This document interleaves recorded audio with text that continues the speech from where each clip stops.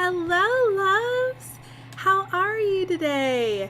Happy Monday. I know it's the start of the week and most people loathe Mondays, but hopefully this live stream will make your Monday a little more bearable. How is everyone? How's your weekend? Did you get up to anything fun? Oh, first and foremost, can you leave a comment and let me know if you can see and hear me okay? I learned my lesson from last live stream. I muted my mic and then began talking to you with it muted. So I have it on now. Hopefully you all can hear me, but definitely let me know in a comment so I know that we can continue. If you have no idea what's happening, welcome to Murder Mystery Mondays. I decided to start this series because I discovered a book called Murder in the Family by Cara Hunter, and it's designed in such a way that it actually allows you to solve a murder mystery. You have evidence, you have documents, you have people of interest, you have the people who worked on the case. It's a 20-year-old cold case, so it's been unsolved for a long time, and it's our job to solve it. Hopefully that sounds fun. I will give you a little bit of a summary of what the book is about, and then catch you up on what we've learned so far. We left off at episode 2, and this isn't, it's a little bit funny. It's not formatted by chapters, it's formatted by episodes like a TV show, because in the book, a fictional TV show is taking on this cold case. But the episodes are quite long, so I think it took us 2 live streams to get through episode 1. So we probably won't finish episode 2 today, but that's all right. So the summary for this book is 6 episodes, 1 killer. It was a case that gripped the nation. In December 2003, Luke Ryder, the stepfather of acclaimed filmmaker Guy Howard, then aged 10, was found dead in the garden of their suburban family home. Luke Ryder's murder has never been solved. Everyone present around the time of the murder swears they saw nothing. Despite a high-profile police investigation and endless media attention, no suspect was ever charged. But some murder cases are simply too big to forget. Now comes the sensational new Netflix series Infamous, dedicated to investigating and perhaps cracking this famous cold case. The production team will re-examine testimony, re-interview witnesses, and once again scour the evidence. The family will speak. The key players will be reunited on camera. The truth will come out. Are you ready to see it? So that's the summary of the book that we are taking on today. And I'll show you in a minute. I'm going to take a sip here. I've created a clue board. Very Nancy Drew of me, I know. But it was just too much information to keep all in my head, so I figured it would make a good visual for everybody to have that to look at. Oh, a couple things. If my hair decides to just go its own direction, I've tried to tame it tonight, and it just isn't happening. I curled it quickly before going live to try to give it some semblance of looking nice. My bangs in particular have decided to go rogue, so we're just gonna let them do what they want, because clearly they have a mind of their own. And I don't have the energy to fight them and solve a cold case. The second thing, there is a fly in this room that has made it its life mission to bother me to death. It has been in my face and in my business all day. So hopefully I won't be distracting you too much by swatting at this thing. It seems to have vanished for now, but now that I've brought it up, it'll probably re-emerge. Other than that, I don't think we have any announcements. Here's how we're going to format the live stream. I usually like to go for about 2 hours, take a break in the middle so that everybody has a chance to grab something cozy to drink, take a break, go get a snack, that kind of thing. I don't have any snacks this time because I'm going to be reading, and snacks and reading, they don't mix very well, but I do have water. No coffee this time. I already had my quota for the day, but I've got some electrolytes in here. So if you haven't grabbed yourself something cozy to drink, and gotten a nice blanket to curl up in to help solve this whodunit, do that now. I've got my Kindle pulled up here, ready to go. In the meantime, while you all get cozy, let me show you what we've done so far. Here is our whodunit clue board, to be specific. So this is all the information we've gathered so far. After every live stream, I will go through and add in any information we've discovered in that episode. So here's what we have. Let me zoom in here. What we know. Luke Ryder was married to Caroline Howard. They hadn't known each other very long, and the marriage had been controversial. Luke was a lot younger than Caroline. Caroline had been the Howards' au pair, and there was quite a scandal when Andrew Howard married her within weeks of his wife's death. It was raining heavily by the time the police got to the crime scene, but there were still some dry patches of paving under the body, suggesting the rain started after he fell. That's a very brief summary of the crime. We also have a family tree. I lost the word. A family tree of all of the people involved. Guy Howard is actually the director of this TV show, solving the cold case. He is the one who, he was one of the people who found the body. So he's scarred for life, poor kid. Well, not kid anymore, he's grown. I also have a spot here for our victim, Luke Ryder. We will add to this as we go, but right now, crime scene evidence we do know is there was a head injury, a very massive one. No signs of a break-in, so likely the person who attacked him was known, or I have a theory they might have been hiding in the house. The perp knew the entrance code, most likely. There were no security cameras at the time. This took place, again, 20 years ago. I think 2003 it said. So they just didn't, it was in a neighborhood that's very high-end. They just didn't feel the need for that kind of security, unfortunately. They also have 20 minutes between the when the victim was last seen and when he was found unalive. So it was a very short window, honestly. Everyone was conveniently out of the house, apart from the youngest, the now TV director, Guy, who had been put to bed at the time because he was young. Here is our evidence section. We've got not very much so far. Really, episode 1 was just giving us the overview. But right now we have Caroline Howard, who's the wife. She had no apparent motive, likely didn't commit the crime for money or inheritance. Luke actually had some money that he was going to receive from his grandmother, but in the event of his death, he wouldn't receive it, which meant Caroline wouldn't have profited at all. It would have been in her best interest to not kill him. We also have Rupert Howard, who's the oldest brother. He had no apparent motive, and he insists he wasn't in London at the time of the crime. Oh, also this takes place in England. If you want a nice visual for the setting.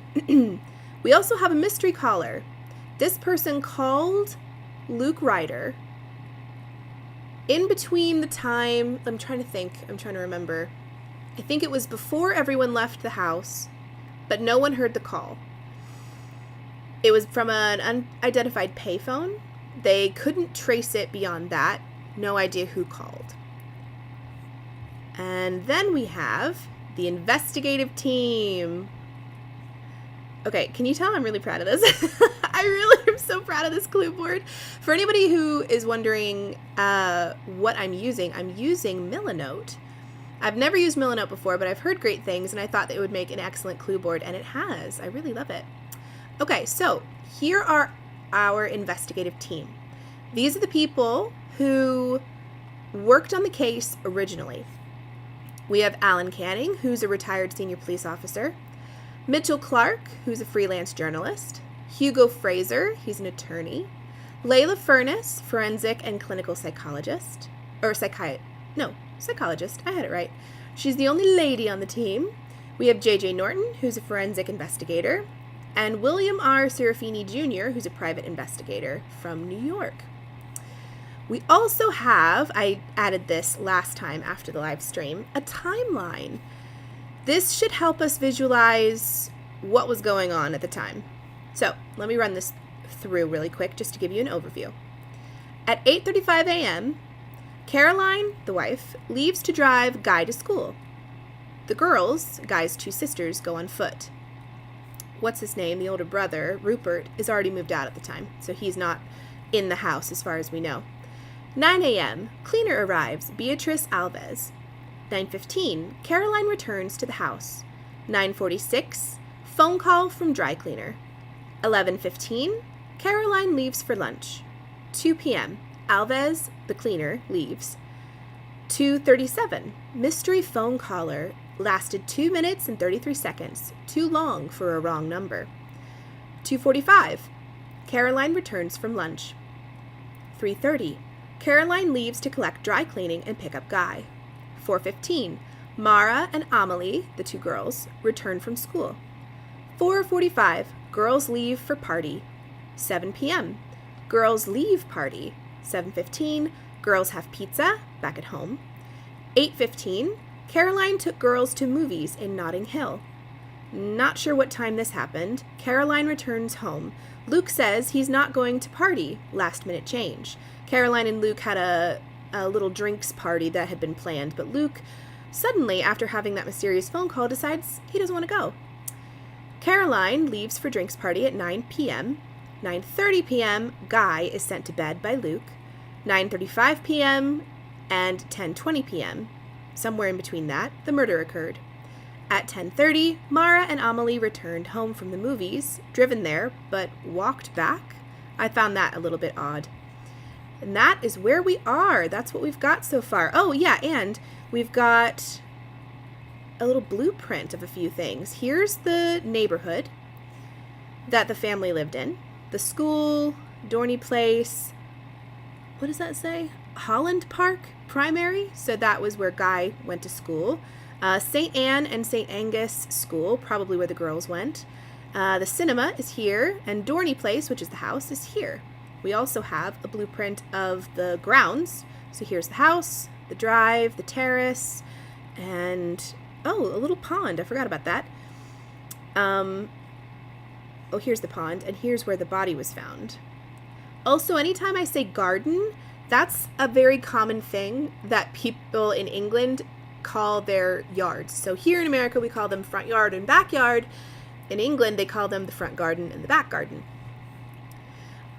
And then here, lastly, we have house blueprints. I know it's a little bit blurry. It's a screenshot of the, well, it's not a screenshot. It's a picture of my Kindle that I took on my phone. I'm doing the best I can, guys. And that's all the information we have on our clue board so far. If there's anything as we read that you feel is worth noting and something we need to add to the board, let me know in a comment, because we need to make sure we have all of the evidence at our disposal.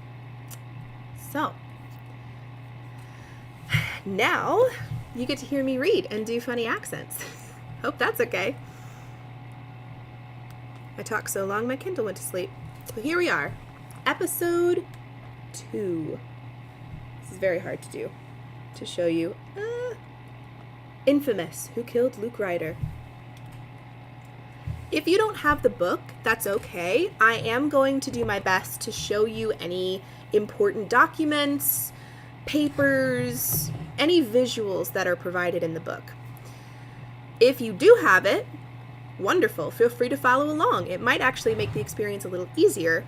I have done my best to assign voices to all of these characters to distinguish them as we read. I'm not the best. I will not tell you that I'm an incredible accent person, but I do love to do it. My worst one is the New York accent of the investigator, because for some reason it uses opposite muscles that I need to use for English accents, which is primarily what I'm doing because everything takes place in England.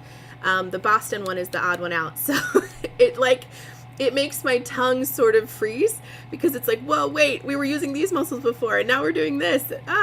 So just bear with me. Please be kind. If you're laughing, keep it to yourself.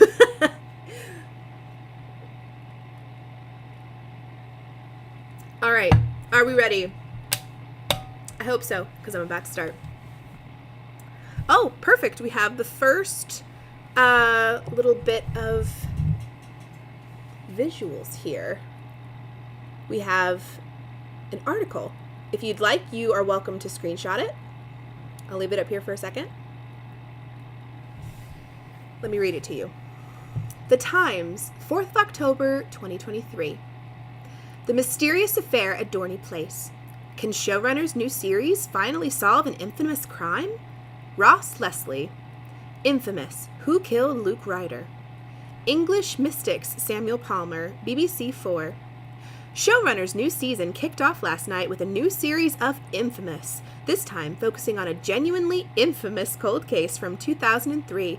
The brutal murder of 26-year-old Australian Luke Ryder took place in Camden Hill, only a few miles from where I was living, fresh from university at the time. I still remember the anxiety the killing generated, especially for my female housemates. There were hundreds of officers on the investigation at the time, and it's hard to believe every possible lead wasn't checked and rechecked. There have been a number of true crime documentaries about the case since, none of which has offered anything new. But now, prompted by the 20th anniversary of the murder, we have Who Killed Luke Ryder, directed by the victim's stepson, Guy Howard, which gives the production unprecedented access to both the family and the murder scene. If anyone can unearth something, he can. Unlike previous series of the infamous franchise, Who Killed Luke Ryder also adopts a new format, bringing experts together to re-examine the case in real time. True crime reality TV, if you like. Judging by the cliffhanger at the end of last night's opening episode, it certainly shows promise. The second episode of English Mystics focused on the 19th century painted Samuel Palmer. Oh, it continues to a different section of an article. Okay. Oh, new ones. Okay. New visuals. Feel free to take a screenshot if you'd like. I know that's very tiny. Here you go.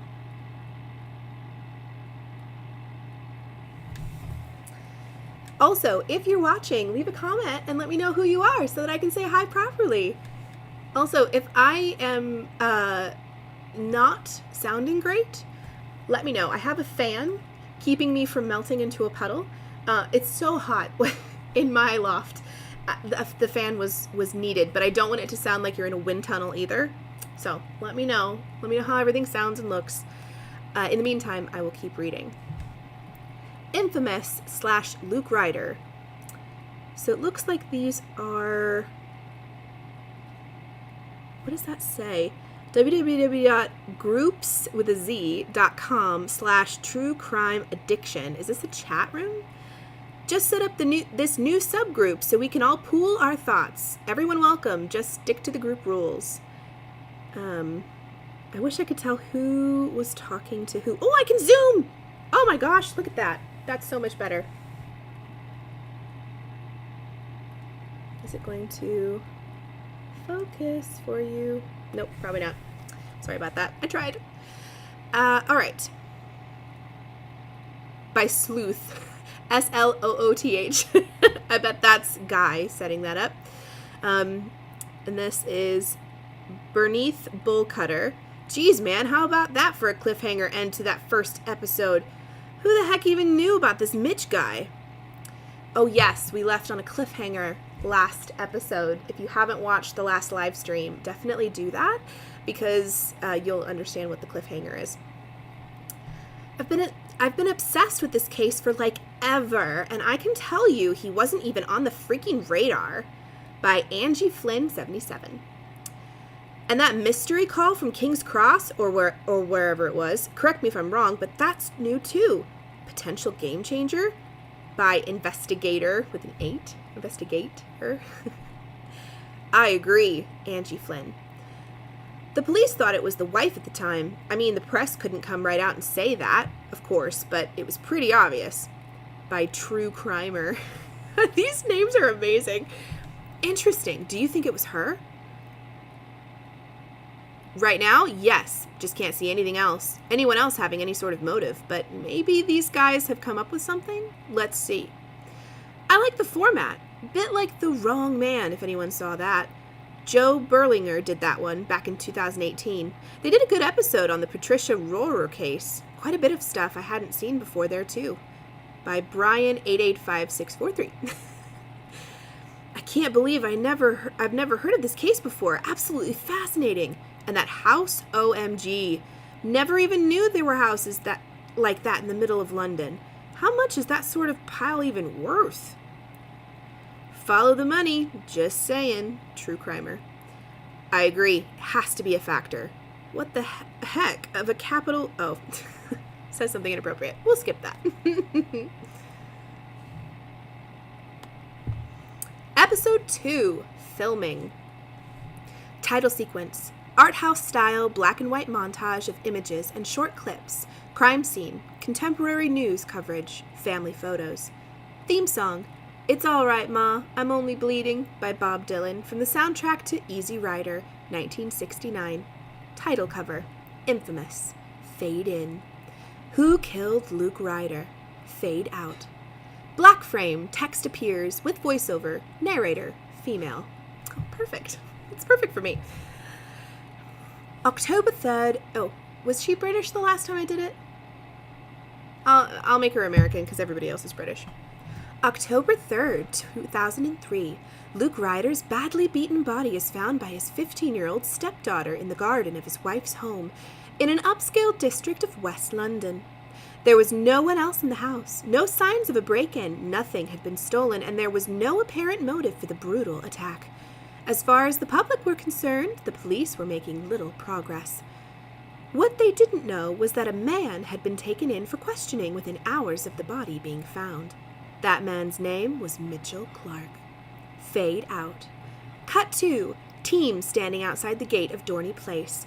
The weather is cloudy but clear and obviously cold for April, as they're in all coats and scarves. Bill Serafini, he's the Boston one. So Mitch, the end of the last episode was probably a real shock for our viewers. Why was this never made public at the time, do you know? Mitchell Clark. Well, no, wait a minute. Let me double check. I always have to do this before giving them voices because I can never remember who is who. Okay, he's the freelance journalist. Got it. Just wanted to make sure. Well, I was never actually arrested for the murder, and I guess the police were wary of being seen to target a black guy, especially in that part of town. You have to remember that in 2003, the McPherson inquiry was still pretty fresh in people's minds. Bill Serafini, to camera. For our US viewers, this was an investigation into how the Metropolitan Police handled the murder in 1993 of a young black man called Stephen Lawrence. The findings were published in 1998 and accused the Met of being institutionally racist. That was pretty explosive at the time, right? Mitchell Clark. Absolutely. Bill Serafini. So talk us through what happened to you. How did you end up involved? You were already a journalist, right? Even though you were only in your early 20s? Cut to montage of stories with Clark's byline, interspersed with images of him around the time of the murder. Images continue under Mitch's next speech, then cut back to Bill. Here's a visual.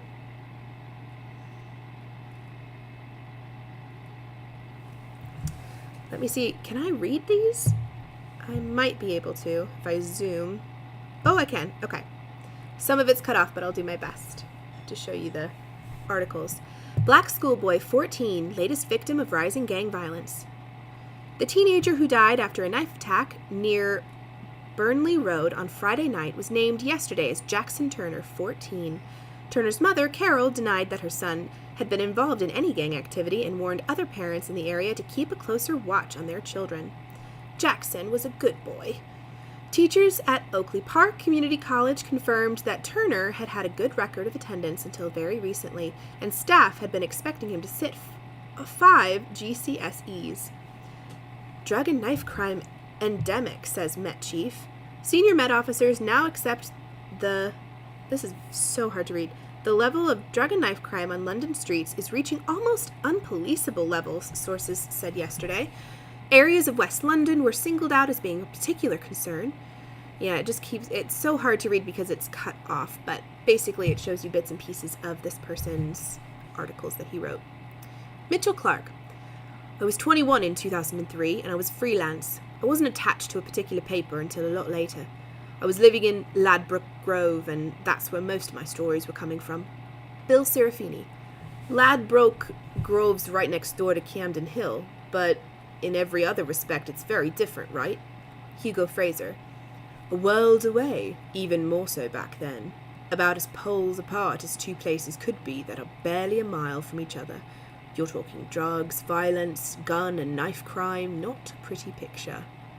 Hugo, if I remember right, is the very handsome lawyer, so I try to give him a bit of a smarmy voice. Mitchell Clark, looking at him. And almost all of that was, and is, the direct result of deprivation, poor housing, even poorer education, and yes, sorry, but I have to say it, endemic and institutional racism. These stories need telling. Hugo Fraser. Holding up his hands, he's wearing designer leather gloves. Hey, I'm not disagreeing. Look at me. I'm hardly your average wasp? Don't know what that means. Bill Serafini. So how did you find out about the Ryder case, Mitch? Doesn't sound like your usual beat. Mitchell Clark. It wasn't. But like many local journos, I kept a watching brief on police radio traffic. Cut 2. Library footage of police scanner. Close up as user tunes in, picking up snatches of police dialogue. Bill Serafini. You listened in, right? To get the inside track on what was going down? Mitchell Clark. And I heard them calling a car to that address, and I just had a hunch. Bad stuff just doesn't happen round here. Gestures around the street. I mean, look at this place. Anyway, I had nothing else going on. I was close by, so I came over on spec. Bill Serafini. And what did you find when you got here? Mitchell Clark. Well, as you can see, the house isn't even visible from the road. It took me about 5 minutes to just find this bloody gate. I parked from up over there, on the other side of the road, and when the squad car arrived and got buzzed in, I got out and followed them up the drive on foot. That's brazen. Alan Canning. Which, of course, was unlawful. Mitchell Clark. Technically, yes. Alan Canning. Not just technically, actually. That's why you ended up. Bill Serafini, interrupting. Whoa, we're getting ahead of ourselves. Go back to when you first went up the drive. The police didn't recognize you were following them. Mitchell Clark. I guess not. It was pretty dark and really raining. Their windows had probably steamed up as much as mine had. Bill Serafini.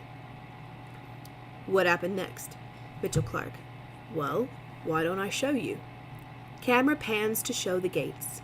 They start to open, and the team follow Bill and Mitch up the gravel drive lined with tall hedges.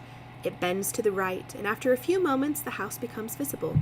Even though we've seen numerous pictures of it before, it's still impressive. Mitchell Clark, stopping and pointing. The cops parked up over there, on the left, then went up to the door and rang the bell. I waited about here, where they couldn't see me. I knew there was no way anyone was going to let me in, but I figured I might still be able to see something through the windows. Bill Serafini. So the curtains were open? Mitchell Clark. Right. So after they went in, I started off round the back. They start moving again, crossing the drive to a path round the right side of the house, emerging onto the terrace at the rear. Someone can be heard to say, wow. The gardens stretch away before them. The old stable block and the steps where Luke's body was found are clearly visible. There's no sign of life, however, apart from 2 pigeons squabbling on the lawn. Layla Furness. Is there anyone living here at the moment?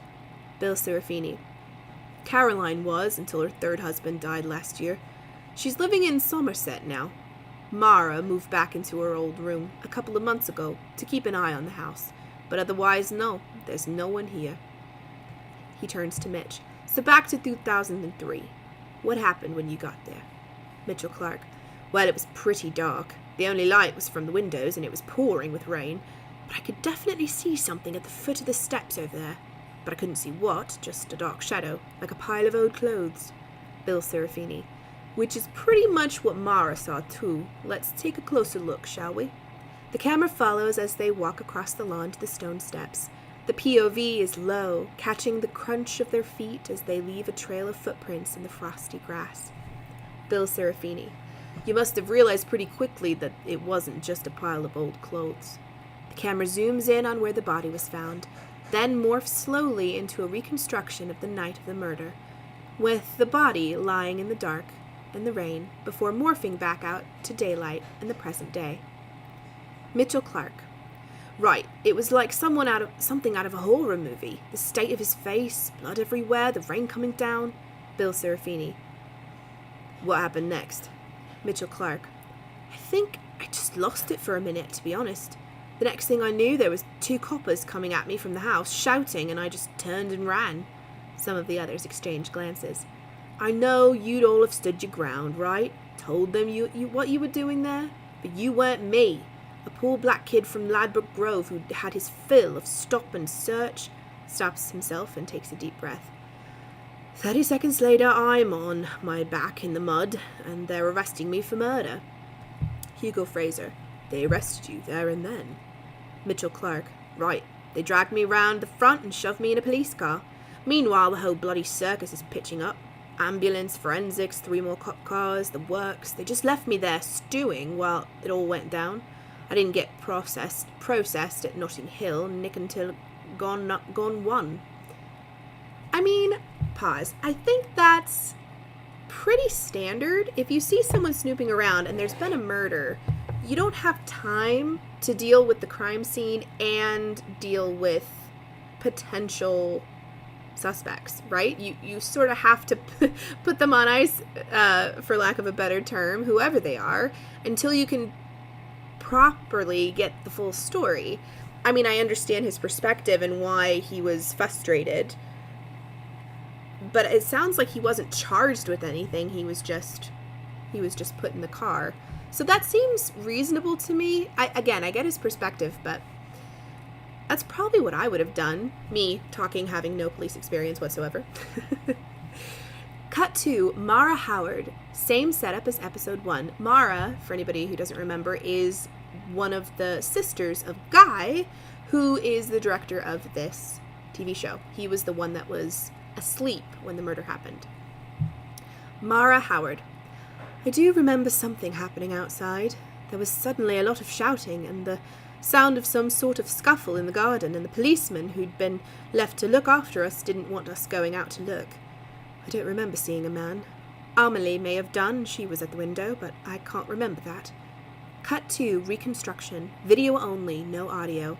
High angle down on Mitchell, probably an actor, recreating the scene, as he is led into a police interview room by 2 plainclothed officers.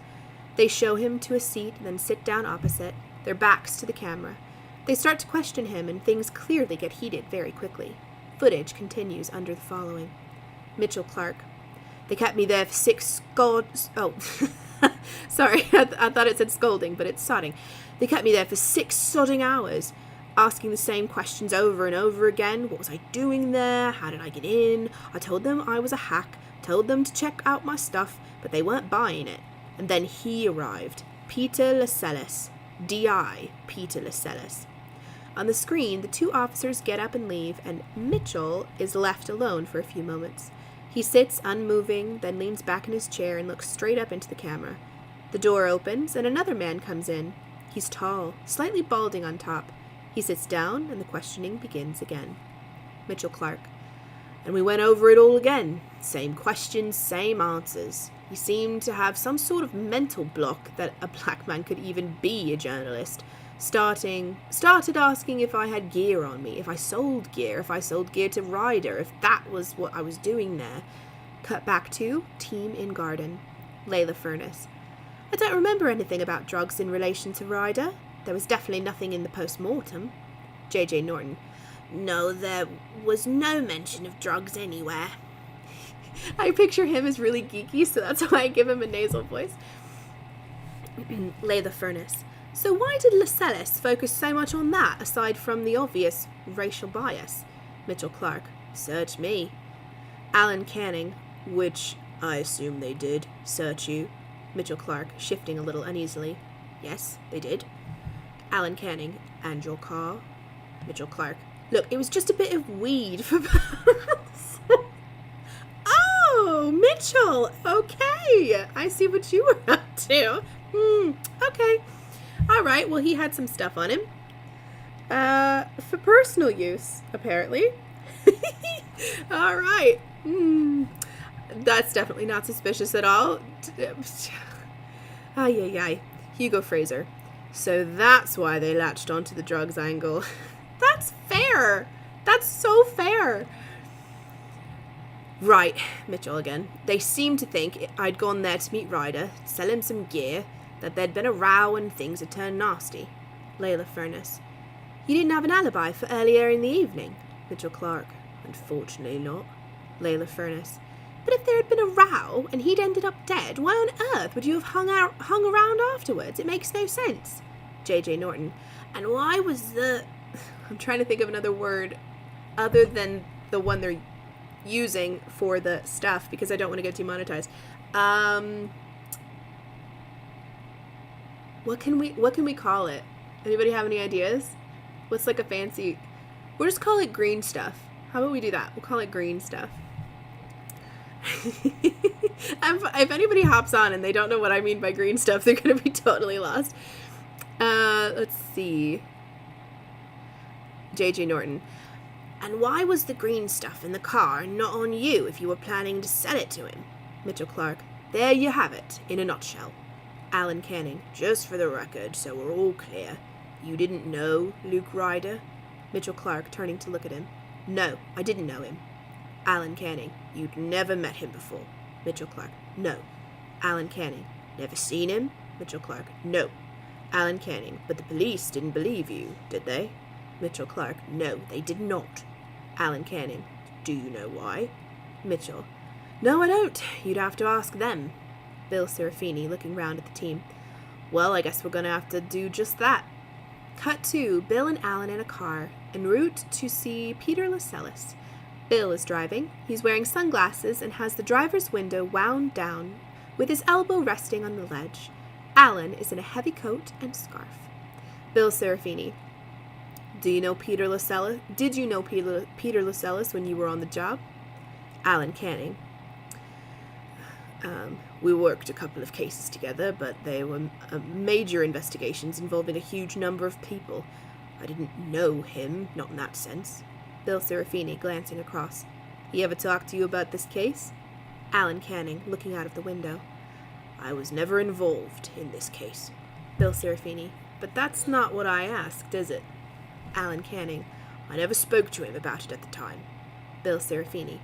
And since then? Alan Canning, not looking at him. We spoke a while back, when he heard I was doing this show. Bill Serafini, breaking hard. Doesn't matter how often I drive in this country, I can never get the hang of these traffic circle things. Alan Canning. Roundabouts. Bill Serafini. Wait a minute. Do they not have circle things, roundabouts, in New York? Are they foreign? Anybody from New York in the audience? Are those foreign? Because we have them here in Ohio, and they're pretty common. I mean, they're not everywhere, but we have them. Interesting. Bill Serafini. Best bit of advice a Brit ever gave me. He said that, see, my accent goes between them. He said, once you're on them, you own them. You just have to remember which way round to go. Sound of horns. Bill, you're not a very good driver, are you? Cut to Bill and Alan at the door of Peter Lascelles' house. A bungalow with a path across a neat paved garden. It's windy and there's the sound of gulls. The door opens and Lascelles appears on the step. He's recognizable from the press photos seen earlier, but stooping now and wearing glasses. Bill Serafini, taking off his shades and holding out his hand. Mr. Lascelles, Bill Serafini, formerly of the New York's finest. It's an honor to meet you, sir. Peter Lascelles, shaking his hand, looking somewhat dumbfounded. Likewise. Nodding to Canning. Alan. Nice to meet you, Peter. Peter Lascelles, standing to one side. Oh, nice to see you. Oh, they know each other. Ooh, okay. Come in. Cut to Bill, Alan, and Peter having tea in Peter's sitting room, overlooking the back garden. Most of it is patio. There's slightly rusted barbecue in one corner and a child's swing. The tea is in cups and on a tray with a jug and a sugar bowl.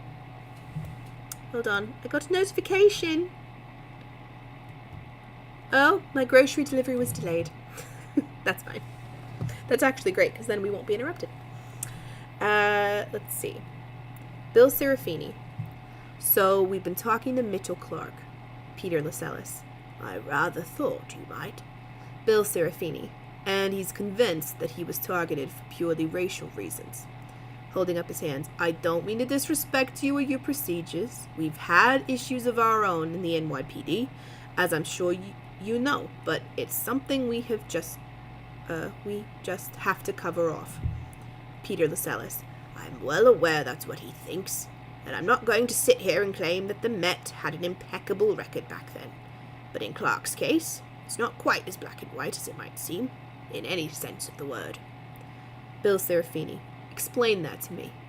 Peter Lascelles.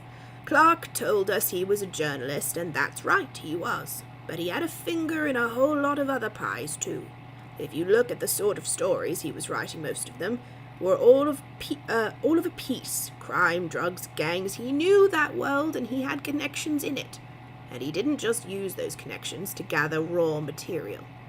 We knew full well he was a small-time drug dealer, but at that point, we never caught him with enough of the stuff to hold him to bring him to prosecution.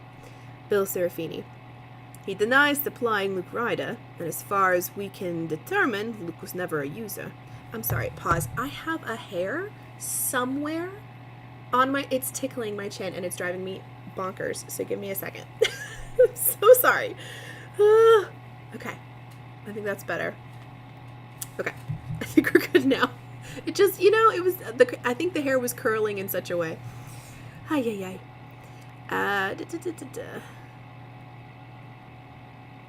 Peter Lascelles.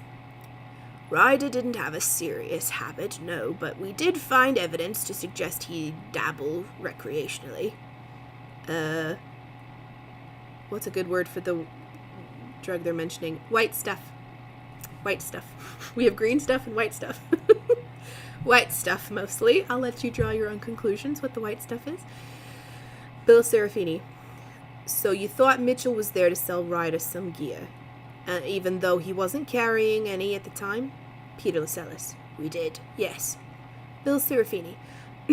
But Ryder had no money on him when he was found, right? Peter Lascelles. No, he didn't. Our theory was Clark took it after the killing. He had £300 on him in 50s. Not a common combination of notes. Bill Serafini. Were Ryder's prints on those notes? Peter Lascelles. No, unfortunately. Back in 2003, the banknotes over here were still made of paper. We were never going to get anything from them. Bill Serafini. But even if you're right about the supposed drug deal, the sequence of events doesn't add up, does it? If they'd arranged to meet, but it ended up in some sort of disagreement that led to Ryder's death, why would Clark stick around until the police got there? Peter Lascelles. Our working hypothesis was that Clark was going through Ryder's pockets for the cash when he saw the Howard girls arrive. They'd have been clearly visible through the drawing room windows. He hid in the bushes, then saw Mara Howard come out and discover the body, then run back inside. He'd know the first thing she'd do was call the police, and there was no way he could get off the property without going back down the drive and scaling the gate, and that'd be far too risky. He could easily have been seen. We believe he decided to hide in the garden, hoping to slip out when the officer's attention was elsewhere. Bill Serafini. But they found him right by the body, didn't they? Peter Lascelles, giving him a wry look. Is that what he told you? Bill Serafini. He says the uniform officers saw him. He ran out of instinct, and they caught him. They caught up with him on the other side of the house. Peter Lascelles, shaking his head. Didn't happen. It was one of my DCs who saw him skulking in the bushes and gave chase. Bill Serafini. So you're saying he's lying? Oh, the plot thickens. Peter Lascelles smiles dryly. Let's just say recollections may... Oh, no, wait, wrong accent. Let's just say recollections may vary. And when we did the house-to-house later that night, one of the neighbors reported seeing a man matching Clark's description in a car along the street around 40 minutes before he says he got there. But it was dark, and she didn't get a good enough look at either Clark or the vehicle to identify him in a lineup. Bill Serafini, did you find any proof that he and Luke knew each other? That Ryder was expecting him that night? Peter Lascelles, no, there were no phone records to link them, no emails, nothing. Bill Serafini, but it could have been Clark calling from the payphone at King's Cross. Peter Lascelles, precisely. He was unable to prove where he was at the time that call was made. Ooh, our mystery caller. Let me know in the comments. Does anybody think that it was Mitchell that called? Hi, Rosie! Thanks for stopping in. I'm so glad you're here. We are in the middle of chatting with a police officer who was there on the crime scene and getting some juicy gossip. I love it. I still have that hair that's bothering me, so if I keep playing with my hair, I'm so sorry. Hope that doesn't annoy anyone. Where were we? There were no phone records to link them, no emails, nothing. But it could have been Clark calling from the payphone at King's Cross. Peter Lascelles, precisely. He was unable to prove where he was at the time that call was made. Alan Canning. So, what was his accent? Oh yeah. So that's why he only got a caution for being found on enclosed premises. Peter Lascelles. Exactly. We never had enough evidence for anything else. Looks from one to the other and picks up his tea. But maybe you'll have more luck. Freeze frame. Then the camera pans back and we see that the whole team has been watching this footage. They're now in a studio environment with pinboard, whiteboard, and screen set up in a high-ceilinged room with big windows and exposed brickwork painted white. It looks like a Victorian school building.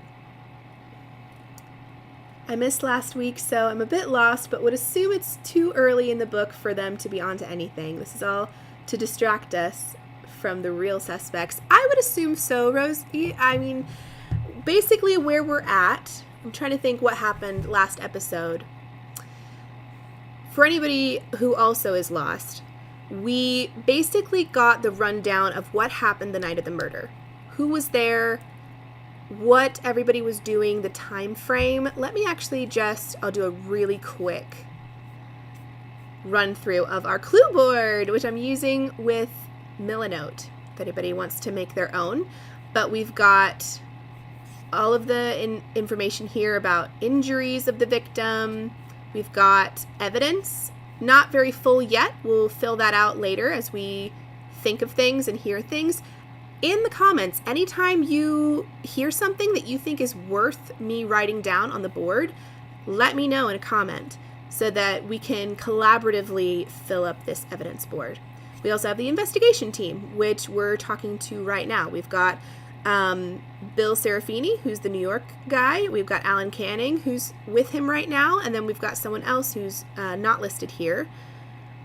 What was his name? Peter? That they're talking to, trying to figure out where Mitchell, who is the freelance journalist, was that night. As far as anybody who's lost, here's what we know to catch you up. Here's the timeline that we have to work with of what we know for sure.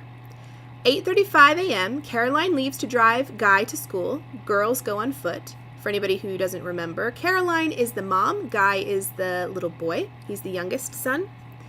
9 a.m., cleaner arrives, Beatrice Alves. 9:15, Caroline returns to the house. 9:46, phone call from dry cleaner. 11:15, Caroline leaves for lunch. 2 p.m., Alves leaves. 2:37, mysterious phone caller lasted 2 minutes and 33 seconds, too long to be a wrong number. 2:45, Caroline returns from lunch. 3:30, Caroline leaves to collect dry cleaning and pick up Guy from school. 4:15, Mara and Amelie, the two sisters, return from school. 4:45, girls leave for party. 7 p.m., girls leave party. 7:15, girls have pizza at home. 8:15, Caroline took girls to movie in Notting Hill. Not sure what time this happened. Caroline returns home. Luke says he's not going to the party, which is a last-minute change, after he got the mysterious phone call. He was planning to go to a party, a drinks party with Caroline, and then all of a sudden decides he doesn't want to, which is very suspicious. So I think he knew who the caller was. He knew he was going to meet him because Caroline leaves for party at 9 p.m. 9:30, Luke sends Guy to bed, which is earlier than his normal bedtime. Guy even had special permission to stay up until about 10 to finish watching this one show, since it wasn't school night. The next day was going to be Saturday. Between 9:35 p.m. and 10:20, the murder occurred. And then at 10:30 p.m., Mara and Amelie returned home from the movies. This may not be important, but I wrote it down anyway. Mara and Amelie were driven to the theater, but then walked back. And if we look down here, I have some blueprints. Look at these. Aren't they fancy? We've got the whole neighborhood blueprint here. So if we zoom in, I know it's kind of blurry. We've got Dorney Place, which is the house. We've got Guy's School, which is Holland Park Primary. St. Anne and St. Angus School. As far as I'm aware, the girls would walk from school to and from school. And then the cinema is over here. So I guess if they're trusted to walk that far to school, I guess they can be trusted to walk to and from the cinema. I don't know. I would never trust my kids, whether or not they were trustworthy. I would never trust other people to... I'm trying to think of the right way to say it. Oh no! I have the rainbow of death on my camera and my screen is stuck like this. There we go. That's scary when that happens live. Well, you all got to see my OBS system that tracks all of this live streaming. I don't know. I feel like I would be too protective of a mom to let my kids walk that far alone, even if they were older. I don't know. Just in this day and age, maybe people were a little more trusting in 2003, but that still seems really far.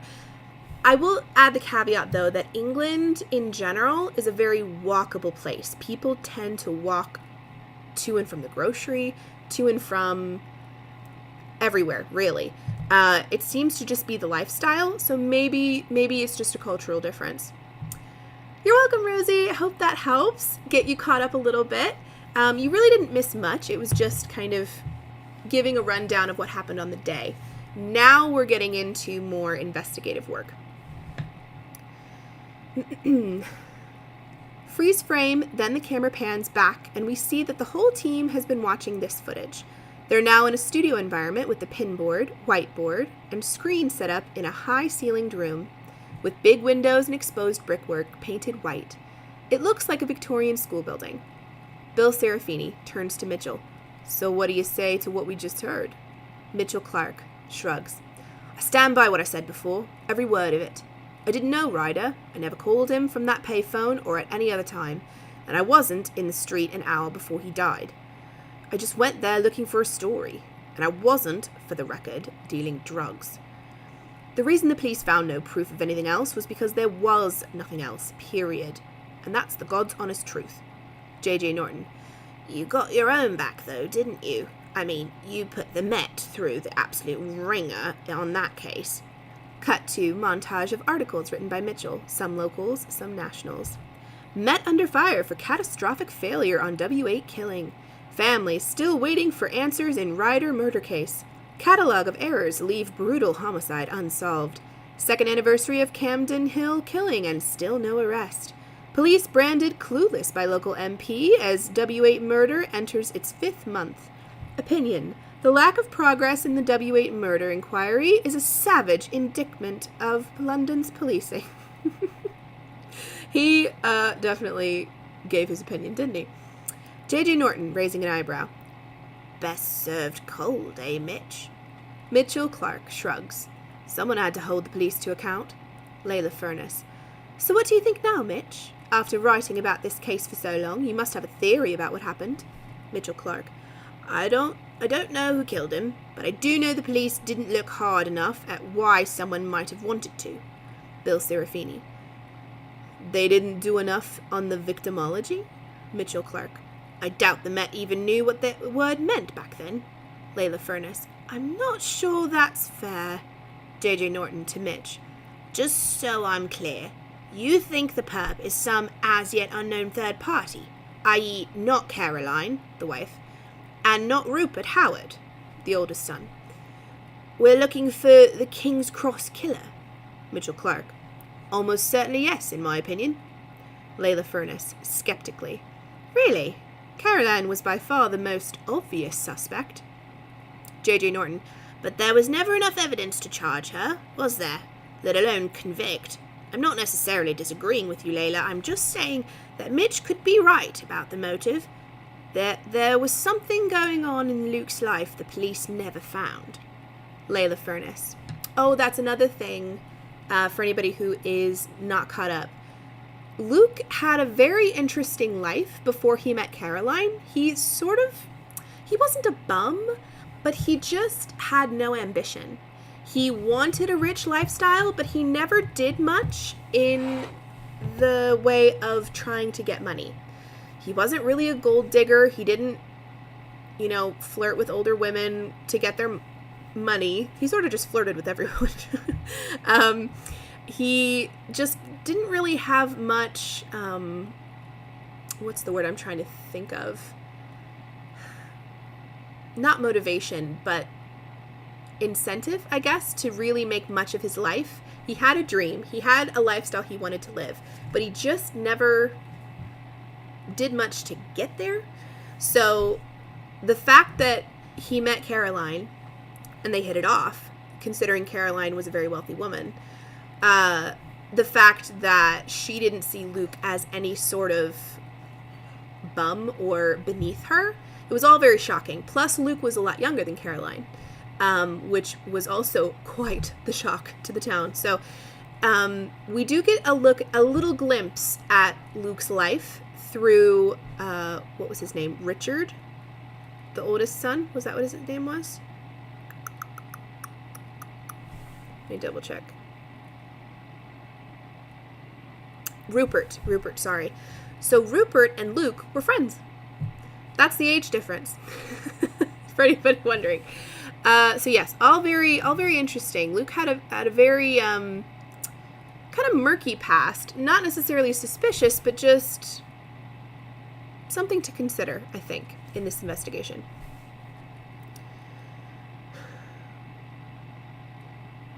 Layla Furness. I just think we have to eliminate Caroline, and indeed Rupert, before we go careering about looking for some mysterious unsub the police never identified at the time, and will even be harder to track down now. Alan Canning. My thoughts entirely. Bill Serafini. Layla's right. This has to be where we go next. Looking around the table. Agreed? General nodding and murmurs of assent. So, let's start with Caroline. JJ, perhaps you could recap on what we know? JJ Norton. With pleasure. Opening his file. Caroline was born... Should I do this in his whole voice? That's a lot of talking. Oh well, I'll just do it. Caroline was born... I'm mixing my accents again. Caroline was born Caroline Farrow in a suburb of Hull in 1963, the only child of Alan and Jane Farrow. Cut to montage of photos of Caroline as a child, with her parents on the beach, in school uniform, in a ballet class, with a group of friends at her birthday tea, wearing a party hat. She's a very pretty child, with brown hair and bright, confident smile. All her clothes are very girly.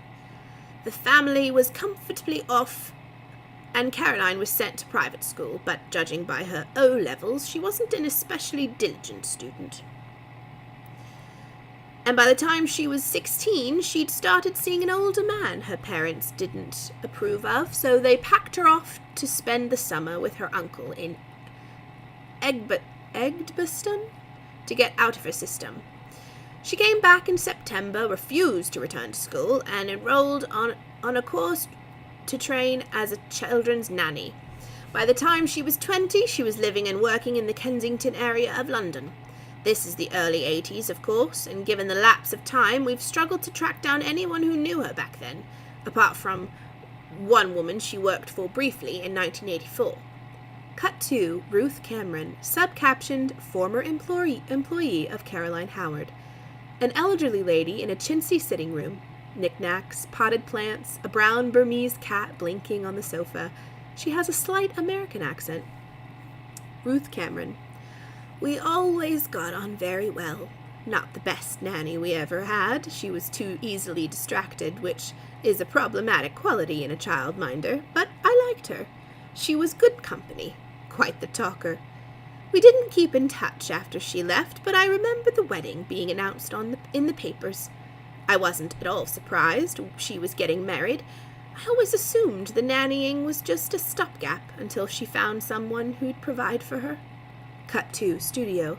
JJ is at the whiteboard in front of an array of images. JJ Norton. It was when Caroline left the Camerons that she took the job at Dorney Place, working for Andrew Howard and his wife. This was 1985, and Rupert had just turned 5. So that was part of the scandal. Caroline had a few scandals, it seems. First, she was interested in an older guy, so her parents ship her off to school.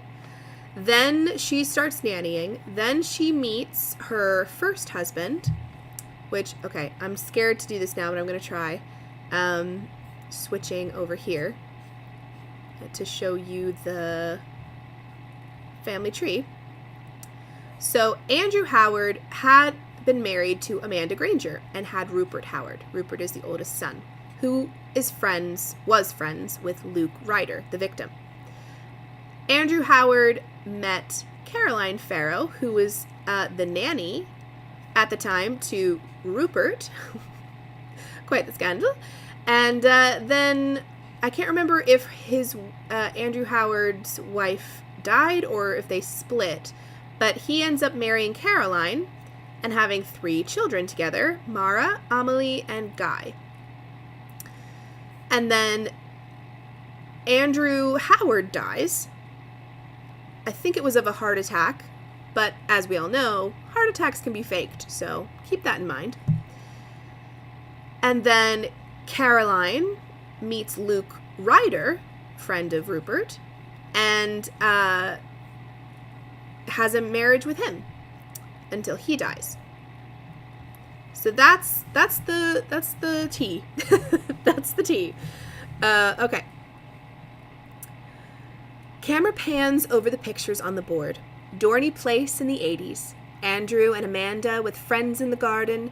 Rupert is a toddler sitting on his mother's lap and being carried on his father's shoulders, smiling and waving. Then police photos of the wreckage of Amanda Howard's Golf GTI, upside down on the hard shoulder of the A3. And finally, several of Andrew with Caroline on the steps of Chelsea Town Hall on the day of their wedding. She's blonde now, in a pale blue 2-piece, with a Jackie O feel to it. He's rather dapper in a grey suit and silver tie. Rupert is in one shot, holding tight to his father's leg, as far away from Caroline as he can get. He's not smiling. As we discussed before, it was only a few months after Caroline started working at Dorney Place that Amanda Howard died, and less than a year later, Caroline and Andrew got married, and in a relatively low-key ceremony at their local registry office. So that all happened within a year. Amanda died, so she did die, I remembered correctly. And then less than a year later, they must have had something going on the side. I'm wondering, guys, if there weren't more than one murder. If Luke Ryder was just one of many murders. Because Amanda, well, it said that she had a golfing accident, right? Wreckage of Amanda Howard's Golf GTI. Anybody know what a GTI is? I would picture a golf cart, but I could be wrong. Interesting. Anyway, lots of death in this family.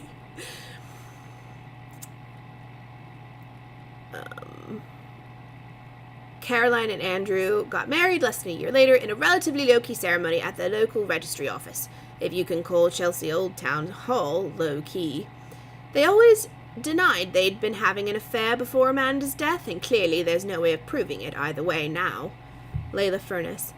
What about Amanda's car crash? Was there really any reason to think it was suspicious, or was that just more malicious gossip?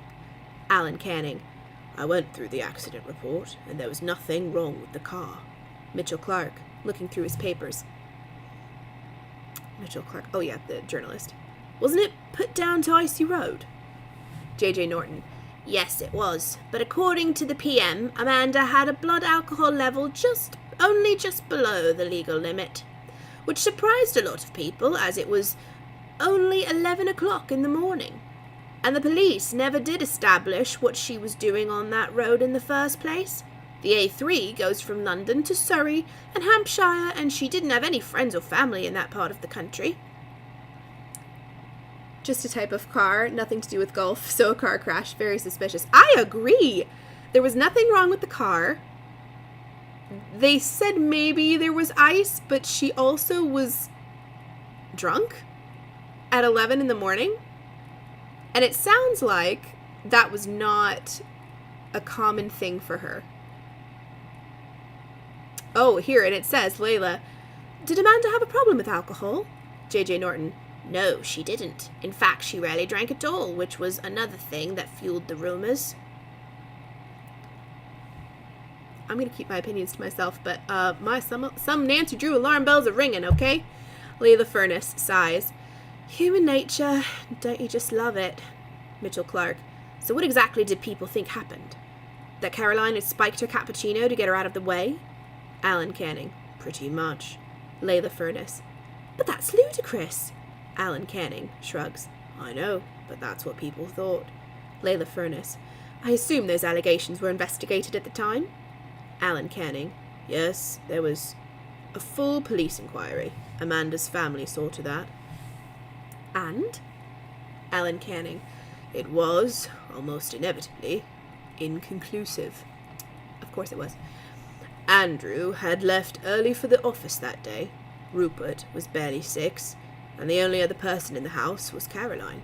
She claimed she didn't know where Amanda was going. She hadn't seen her drinking that morning, and certainly hadn't given her anything. But how do you prove a negative? Layla Furness. Speaking of Rupert, much of what I said earlier about Luke would also apply to him. Losing his mother so suddenly, and then seeing her replaced almost immediately by someone he clearly didn't like, would have been profoundly unsettling for a child of 6. And while research suggests that very young children do often accept a new step-parent, this certainly doesn't seem to have been the case here. Bill Serafini. If Andrew and Caroline were having an affair, maybe the kid picked up on it? Wouldn't be the first time. Cut to Felicity Granger, subcaptioned, sister of Amanda Howard. She's in a big kitchen with bifold doors onto a large garden. The kitchen has black units, a white tiled floor, and a large, spiky, modern chandelier. Felicity Granger. It was patently obvious to me that Caroline set her sights on Andrew right from the start. You could tell the way she looked at him, the way she batted those eyelashes of hers. I told Amanda, that one's trouble, get rid of her, but she just laughed it off. And I just know my sister wouldn't have driven that car if she'd been drinking, especially on icy roads. The whole thing stank to high heavens. It was Rupert I felt most sorry for, of course. Poor little mite, losing his mum at that age. And Caroline completely lost interest in him after she'd got a ring on her finger. Kept complaining that he was being difficult and morose. It was just as well he still had us he could turn to.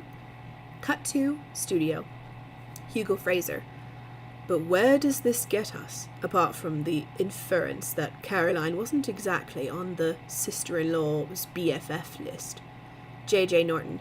I think it indicates Caroline could be ruthless if there was something she wanted. Let's face it, even if she had absolutely nothing to do with Amanda's death, she moved in on Andrew pretty sharpish afterwards. Bill Serafini. Which one's he? Oh yeah, New York. That doesn't give her a motive for murdering Luke, though, does it? It might explain why she went ahead and married him in the first place. She wanted him, so she was going to have him. Whatever anyone said. But it doesn't explain why she'd want him dead. Mitchell Clark. Maybe he was having an affair. That's the oldest motive in the book. Bill Serafini.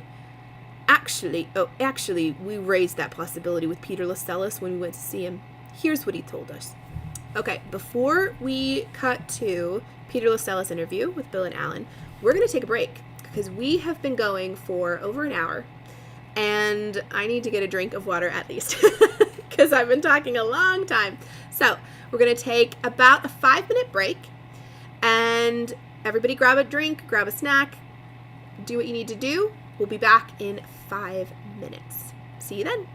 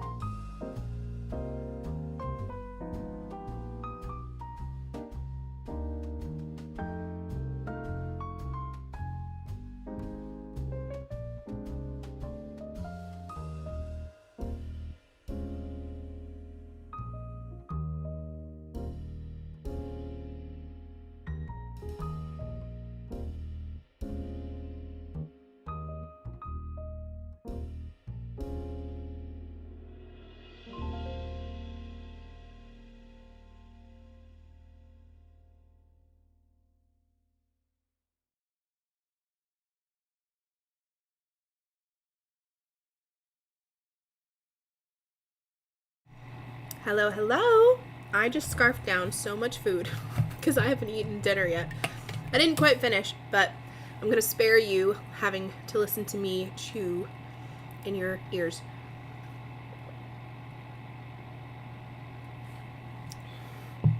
Okay, before we jump back in to our murder investigation, I have a couple household announcements. For anybody who doesn't know, I have membership tiers. This is something brand new to YouTube that I have implemented on my channel. It's not brand new to YouTube itself. It's just brand new to my channel. So there are 2 tiers that you can join if you'd like. Let me explain what they are. The first is called Golden Hour Gang. It's $1.99 a month. And here's the perks that you'll get. You'll get loyalty badges. So if you look in the chat, Rosie actually is a member of the Daydreamer Society, and she has a little icon in front of her name. That's something you will get, and that icon will change after a certain amount of time passes, which I'll show you in the next slide. But thank you, Rosie, for using all of your emojis. One of the things you get is custom emojis, which Rosie has so kindly demonstrated for you in the comment section. You will also get access to exclusive polls where you can help shape upcoming videos and some Joy Club things. Basically, you just become a part of the creative process. The next tier is called Daydreamer Society, which is $4.99 a month. Along with everything that the Golden Hour Gang receives, you will also get behind-the-scenes photos, status updates, and a monthly membership-only video where you can hang out in real time. So something I'd like to do when we have more members is to do a live stream every month, as well as a members-only vlog. But for now, I'm doing vlogs, and that one just, the first members-only vlog just went up yesterday. I unfortunately did a bit of a boo-boo. Okay, I want to defend myself a little bit. It wasn't my fault. When I scheduled the video, I set it to Daydreamer tier only. Somehow, when it went public, it went to everybody. So a few of you got to see the exclusive content. That was not on purpose. So I'm going to be watching that very closely in the future, because the whole point of it is for exclusivity. It's sharing things that the masses don't get to see. Makes it special. So in future, I will be keeping a closer eye on that. But if you would like to see a special announcement that only the Daydream Society members will get access to, definitely consider signing up. As far as what the custom emojis look like, you will get a coffee, a stack of books with twinkle lights, a teapot, and a pumpkin with a cute bow on top. As we get more members, YouTube will unlock more custom emojis. So right now they're only allowing me to offer you 4 of them. But as we get more people, they will allow me to create more for you. And as for the custom loyalty badges, here are the ones that you will receive. So right now, Rosie, I'm using you as an example. She has the new member icon, which is a little coffee bean. After 1 month, the coffee bean will change to a bag of coffee with coffee beans at the bottom. At 2 months, it'll turn into an iced coffee. At 6 months, it'll become a steaming cup of hot coffee. At 1 year, it'll become latte art. At 2 years, it'll shift from the coffee theme to a book theme and start with a bookmark. 3 years will be an open book with magic coming out of it. And at 4 years, you'll get a beautiful stack of books with twinkle lights. And that's what I've got so far.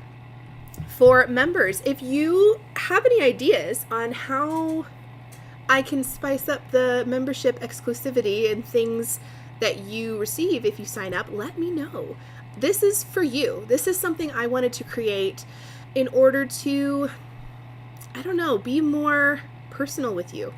The stuff I create on a weekly basis, the vlogs I create, are very curated. They're curated for views. They're curated for the masses.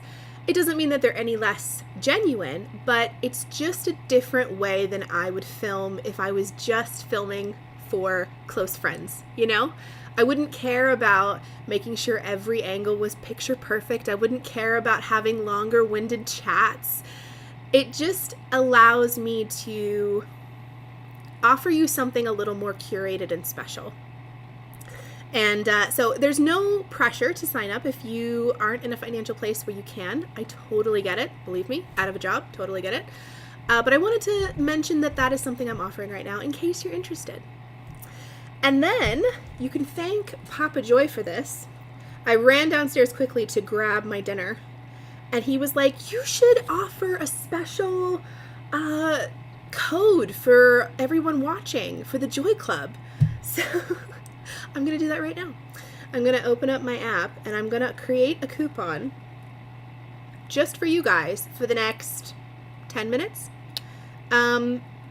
Where this coupon will expire in 10 minutes, and only you have access to it. I'm not going to announce it anywhere else. So let me figure out how to create, add coupon. Okay. This is going to be 10% off of anything in the shop. Let me, percent. Give me a second. Yep, 10% off. What should the code be? What do you guys think the code should be? Should it be something mystery themed? Or should it be Papa Joy?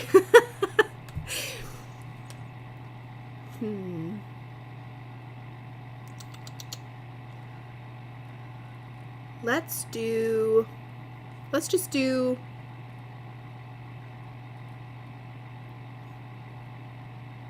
I'm trying to think of something that'd be easy for you to spell.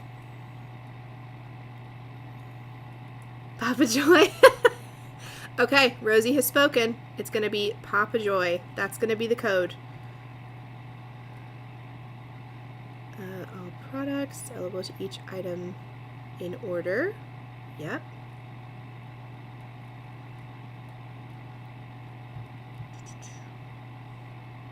Oh, my calendar's pulling up. Give me a second, guys. I'm doing stuff.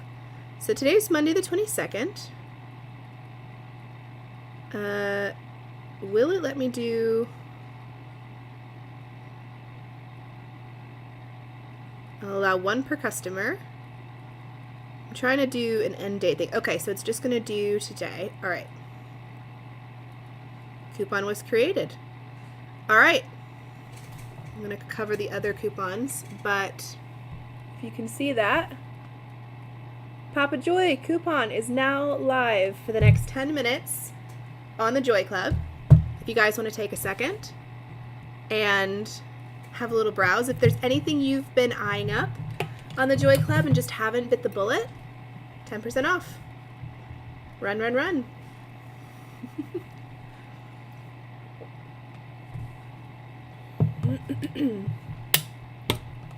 You can also minimize this and still listen to me talk if you'd like while you shop. You won't be missing anything. Let me double check that I did this right. All products.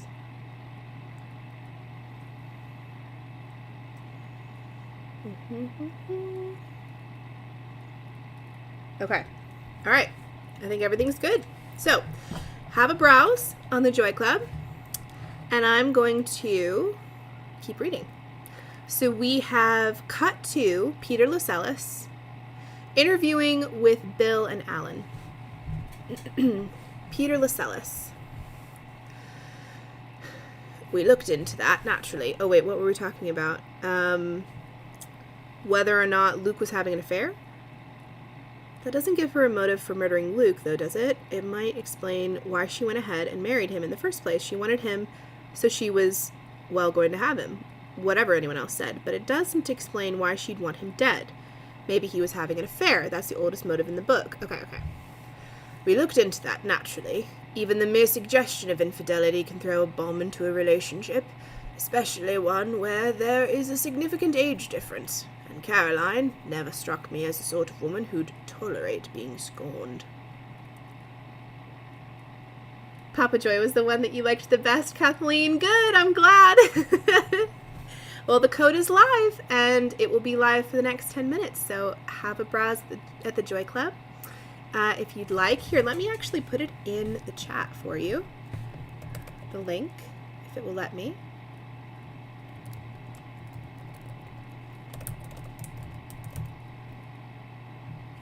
There you go. Bill Serafini. So you questioned her explicitly about it. Peter Lascelles. Absolutely. And she flat out denied Luke was having an affair. Well, of course she denied it. It wouldn't look that good if her young husband was having an affair. She might have just been saving face. She said she would have known that she could always tell when he wasn't telling the truth. And everyone else we spoke to said pretty much the same thing. They'd never seen anything to suggest Luke was playing away.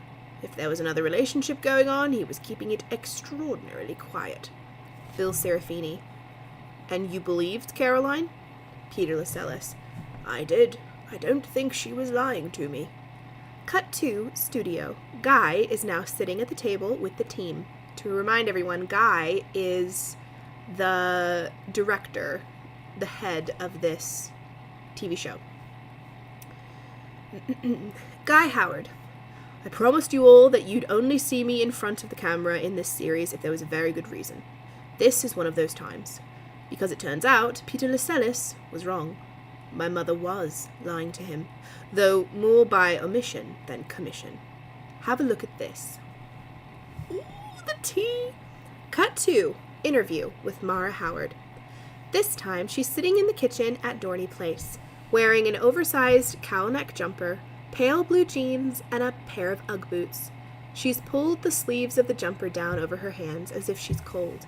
The room doesn't look very lived in. Guy Howard, off camera. How were things between Luke and Mum that autumn, in the weeks before he died? Mara Howard shrugs. You were there too. You'd have seen just as much as me. Guy Howard.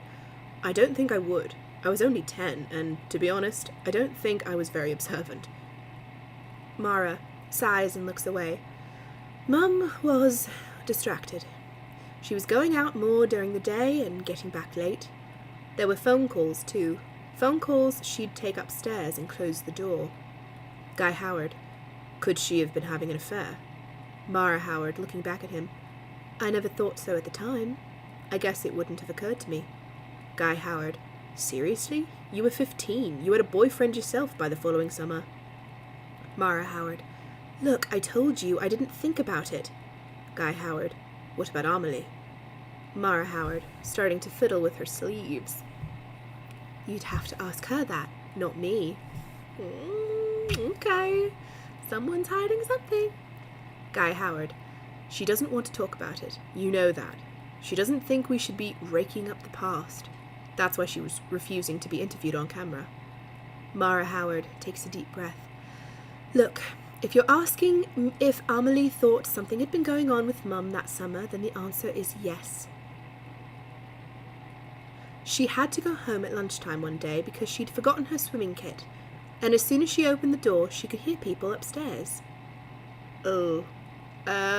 Noises of which would involve, adult companionship. I'm not going to say what it's writing. Which, of course, was excruciatingly embarrassing. So she just went and got her stuff as quickly as she could and tried to pretend she hadn't heard anything. But when she got back downstairs, Mum was in the kitchen. Apparently she looked a bit flushed. And her blouse was buttoned up all wrong.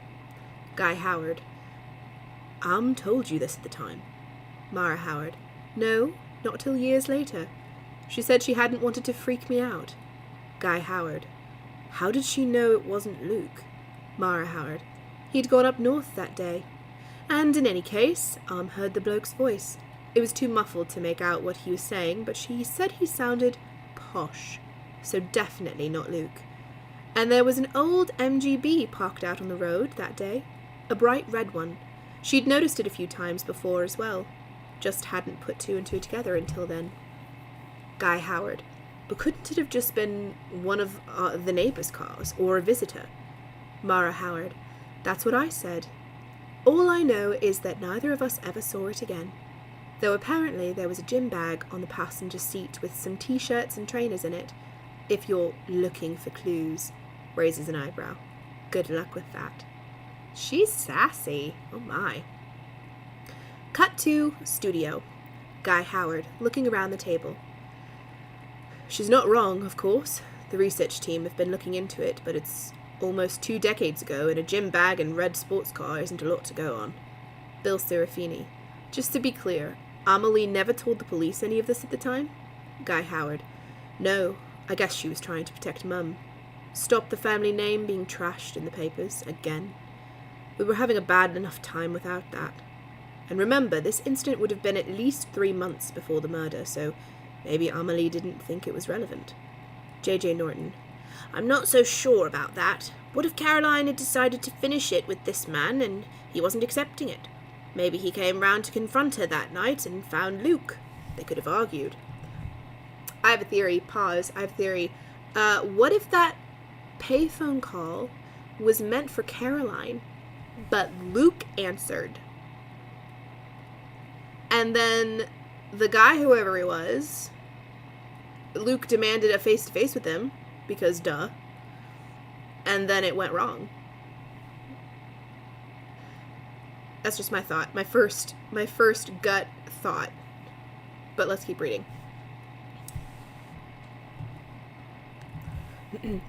Alan Canning. It's a plausible scenario. One I'd certainly have investigated. And I'm sure Peter and his team would have done the same if they'd been given the information. It could have been a very significant lead. Bill Serafini, turning to Mitchell. Do you by any chance remember seeing an MGB outside Dorney Place the night of the murder? You were there. Mitchell Clark. No, but that neck of the woods, sports car. But in that neck of the woods, sports cars aren't exactly uncommon. Alan Canning. Even a vintage one like that? In bright red? Mitchell Clark. Well, it was too dark, so... it was too dark, so it could have been sky blue, pink for all I'd have known, and B, it was 20 years ago, mate. Yes, it could have been there, but I don't remember seeing it, okay? Layla Furness. So what can we do about it now? All this time later? Guy Howard. Like I said, Tarek and the research team are continuing to dig, so something may come up. And in the meantime, Bill Serafini. In the meantime, I suggest we focus on Caroline's alibi. This man did go to the house to see her that night. It had to have been a surprise. She wouldn't have gone out for a drink if she'd known he was coming. J.J. Norton. On the other hand, he could have called her when she was at the party, saying he was going round to the house, maybe even threatening to confront Luke. Maybe she panics, rushes back home, but it's too late. Layla Furness, frowning. And faced it with her husband's bloody corpse. She just shrugs her shoulders and leaves it at that. Doesn't call the police, doesn't call an ambulance, just sashays back on for another strawberry daiquiri. Bill Serafini, nodding. And no one at the party notices anything is wrong either. I'm not buying that. Alan Canning. You're all forgetting one thing. If this mysterious lover had called her when she was at the party, there'd be something in her phone records. Gestures at the file, but there's nothing there. No calls made or received on her phone that night that weren't thoroughly checked and double-checked during the original investigation, including the missed call from Mara at 10:52. Oh, do we have that written down? Missed call from Mara at 10:52? Hang on. Let's go down to let's zoom out here. Evidence board. Anybody who's jumping on, we have an evidence board. I'm using Milanote for it to keep everything in our heads. So let's see. Oh yes, that's right, because Mara and Amelie discovered the body, so then she would have automatically called her mom. So 10:52 p.m. Mara calls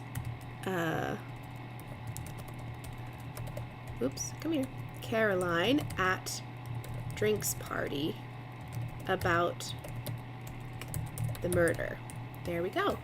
See, I love that we have this because I can update this in real time and we can collaborate on everything we're suspecting. Clues we're gathering. Here we go. Lay the furnace. Texts? Alan Canning shaking his head.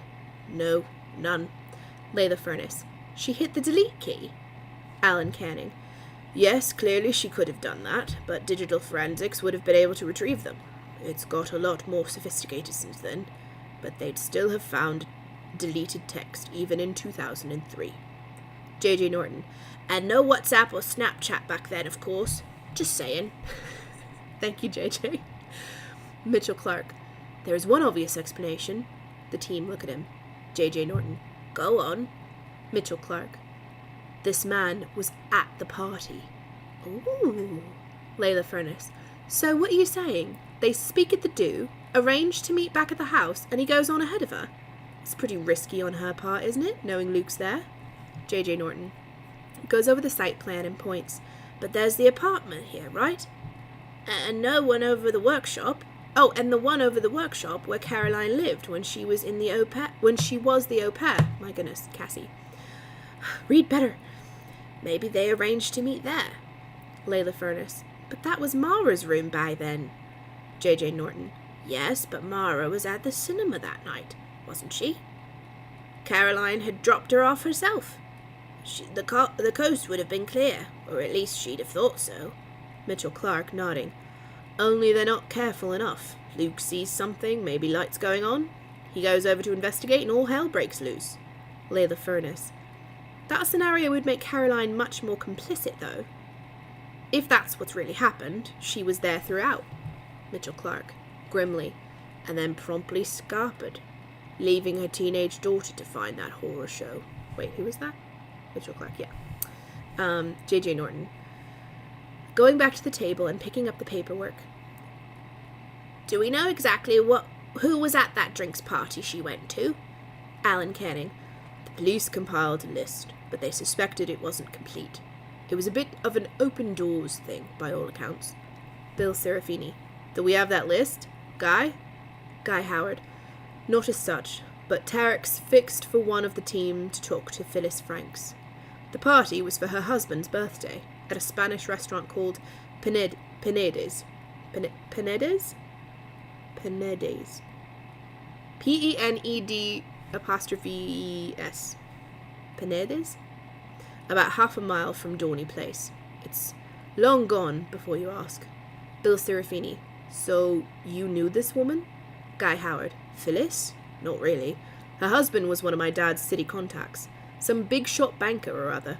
Jack and Phyllis used to come to my parents' dinner parties, but I don't think they socialized outside that. And just to clarify, I've never spoken to Phyllis about this. Obviously not back then, given I was only 10, but not since we started working on this show either, so I have no idea what she might tell us. Looks round the table. So who wants to take this one? Mitchell Clark. I vote Layla. Woman to woman. Yeah, let's give Layla some camera time. Layla Furness. Is there a whiff of everyday... She says something not very nice, but basically, talking about how her being a woman would be a little bit sexist. So Mara waited 22 minutes to call her mom. Oh, did she? Wait, okay, Rosie, thank you. Let's check the board. The clue board. Okay, so Mara and Amelie returned home from the movies, driven there but walked back. 10:52, Mara called Caroline at Drink's party about the murder. Yeah. Wait, what happened in that time? I mean, did they... Okay, so a few minutes could be allowed for. You know, they come home, they're not immediately looking for Luke, but maybe after a bit they're like, where is he? And go out to the back garden. Maybe they searched the whole house, and that could have taken time because it was a big house. And then she happens to go out back. So some of that time could be allotted for, but not that long. Does anybody remember if she called the police first and then called her mom? Or did she call her mom and then the police because she couldn't get a hold of her mom? I feel like we read something about her not being able to get hold of her mom. But that is that's an interesting thing. Well, maybe she didn't find him right away, but yeah, there's a gap. Exactly. Some of that time can be understood, but not all of it. Good spotting, Rosie. Thank you. Should we write that down, actually? Let's go to the board and let's write it down as clues. So let's put Mara. Was it Mara Howard? Was that her last name? Yeah. So let's see. Waited. Would you say, Rosie, 22 minutes? After finding body to call Caroline about murder. Yeah. Let's just have that there just as a thing to remember. Maybe it doesn't matter, but we have it there just in case. This is why I like collaborating with you all, because I don't catch everything.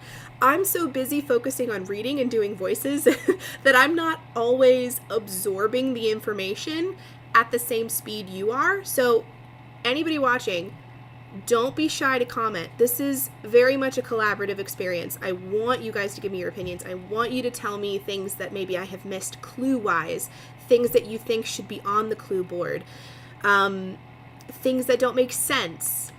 Let me know all of it in the comments, because I want to solve this thing. I want to see if we can solve it before the book tells us who did it. I'd love to be able to look back at the trail of our clues and see if we came to the same conclusion. Alan Canning. Layla has no interrogation experience I'm aware of. Mitchell Clark. That's my whole point. We don't want this woman feeling like she's being cross-examined. Layla Furness to Alan. I interview people all the time. I'm a psychologist. It's what I do. Alan Canning. This isn't quite the same. Bill Serafini. Hugo, JJ, you have a view? JJ Norton. Maybe Layla goes with Hugo to balance it out. Sorry. Excuse me. Maybe Layla goes with Hugo to balance it out. Turning to him. You question people on the stand, right? Hugo Fraser. He's the sexy lawyer. Laughs. Well, yes, but to Mitch's point, I find the letters KC tend to turn the man in the street into a rabbit in the headlights. Glancing at Layla. Or woman in the street, in this case, obviously. Bill Serafini, grinning. No one was suggesting you show up in one of those crazy lawyer wigs, Hugo. Oh, that's right. In England, lawyers wear those white George Washington wigs. That's the thing they do. It's so funny. I forgot. I thought that was something they did back then, but I guess they've continued it into the current day. It's very funny. Mitchell Clark. Well, I seem to spend most of my life interviewing people, one way or another. Happy to tag along. Bill Serafini. Great. Mitch and Layla it is. Furness and Clark. Sounds like a cop show. Furness and Clark. Sounds like a cop show. Mitch smiles. Layla doesn't. Cut to the pavement outside the Franks' house in Belgrava. 4 stories, white stucco, with a large and very old wisteria covering the 2 lower floors. Sunlight and birdsong. Mitch and Layla stop at the wrought iron gate. Layla Furness. Well, I think I just broke. Sorry. You know that buffering sign? Just put that on my forehead. Well, Phyllis Franks is hardly the woman in the street, is she? Whichever way you look at it. Mitchell Clark. They weren't living here in 2003, though. Layla Furness, smiling dryly. So this is the downsized version? All right for some. Camera follows as they go up the path. The door is opened by an Asian woman in a dark gray dress. She shows them through to a front sitting room overlooking the square. Pale teal walls, heavy brocade curtains, a huge rococo mirror, Abusen rugs. Phyllis Franks gets to her feet to welcome them. She's very petite and appears quite frail, but her manner is crisp and animated. Phyllis Franks, shaking their hands. Dr. Furness, Mr. Clark, please do sit down.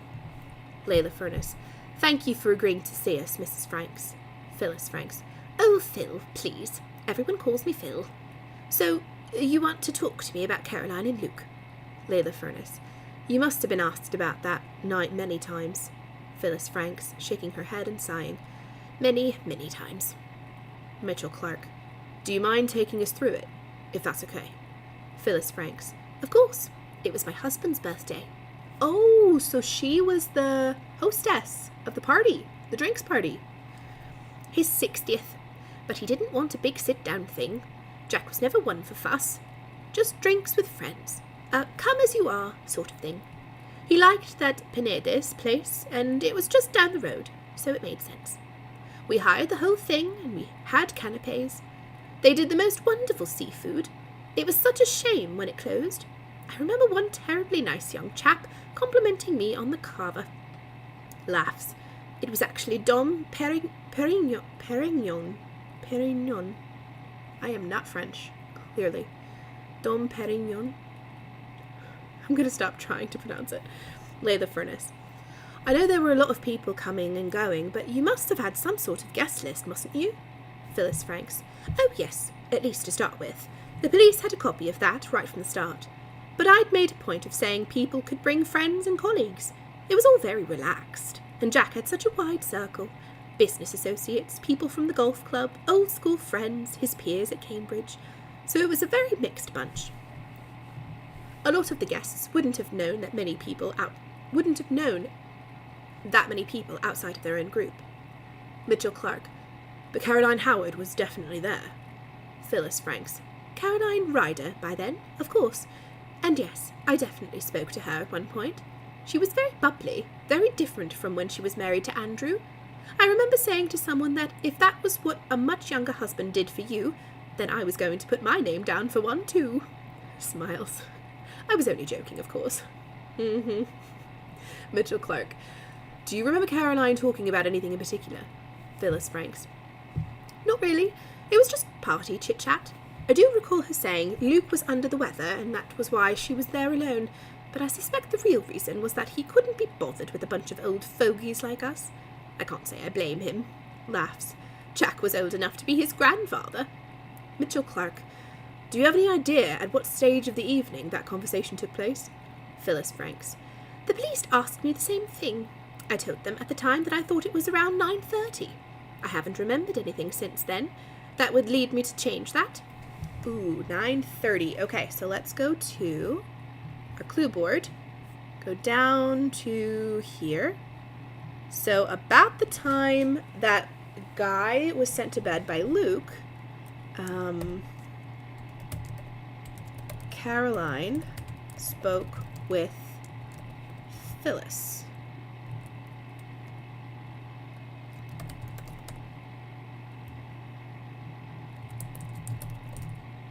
There we go.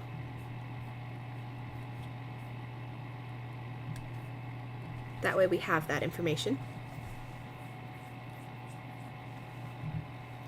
So that's relatively early on. Could she have slipped out and come back later without anyone noticing? Phyllis Franks. Oh, absolutely. There was a crowd in the pergola round the back smoking for a start. People were going in and out all the time. Layla Furness.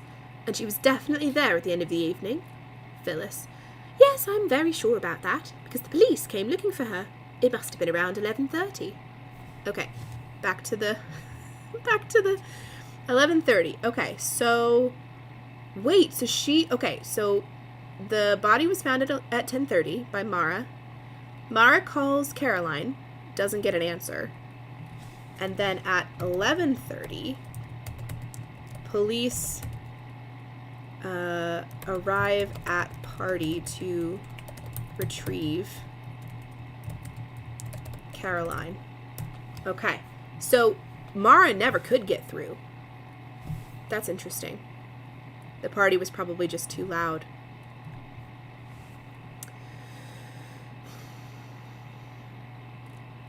Lost my place. 11:30. Mitchell Clark. But you hadn't spoken to her yourself since 9:30. You don't know if her mood had changed? Phyllis Franks. No, though I think someone told me later she'd been looking rather pale. Before the police arrived, I mean. Clearly she was looking very distressed when she left. Mitchell Clark. You don't know who it was who said that? About her looking pale? Phyllis. I'm afraid not, as I told the police. Layla Furness. And no one mentioned seeing her looking like she'd been out in the rain. It was raining by the end of the evening, wasn't it? Phyllis Franks. Oh, yes, absolutely pouring down. But no, I didn't. I did notice she had mud and little bits of grass in her shoes when she left. She was wearing very high heels. Cream they were, positively bridal, so I suppose the dirt stood out.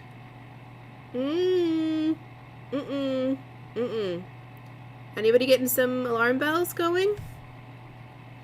Like, I automatically don't want to think that it was Caroline because it's so obvious that it's the spouse. In any murder, that's the first person you look at. I feel like this might be a red herring.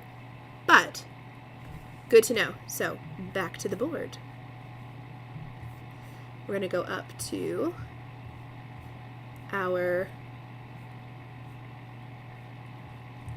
suspects and put, what time was it? At party.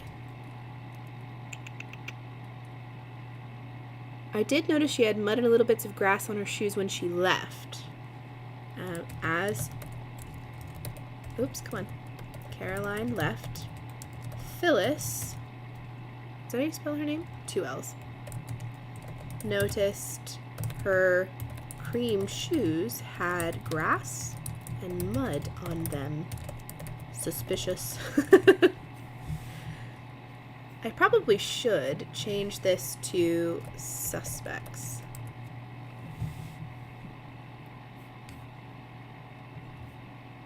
Let me know if there's anything else you think I should write on the clue board, because I want to make sure we have everything we need. Layla Furness. Wouldn't that suggest she'd been outside?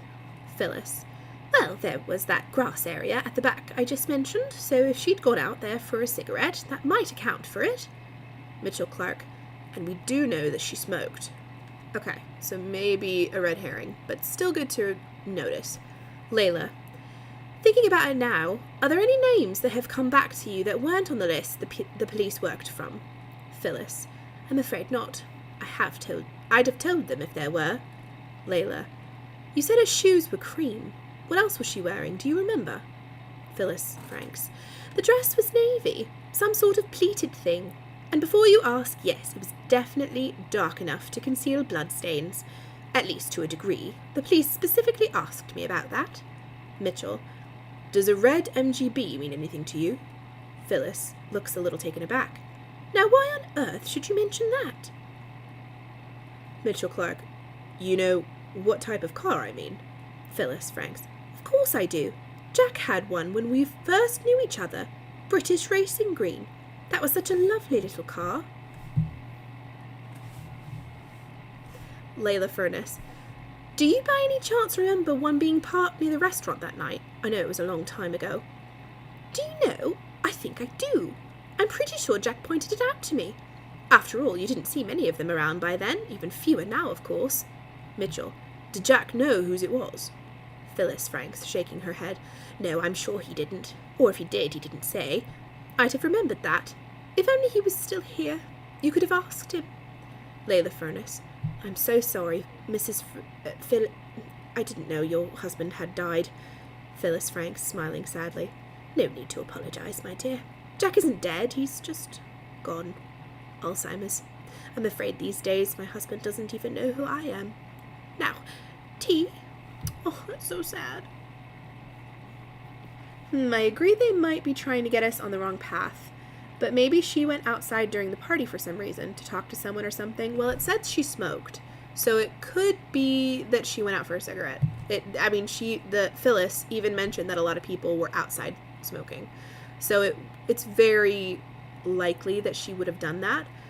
Now, as far as her looking pale, that could also be a red herring, or maybe her lover showed up to the party.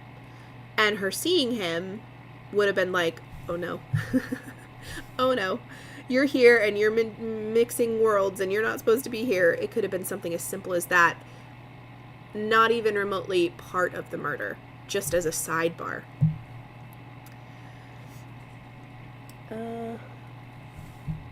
Where were we? Cut to studio. Time has clearly passed, as the team are in different clothes. Guy is again at the table. Let me check before we keep going how far we have.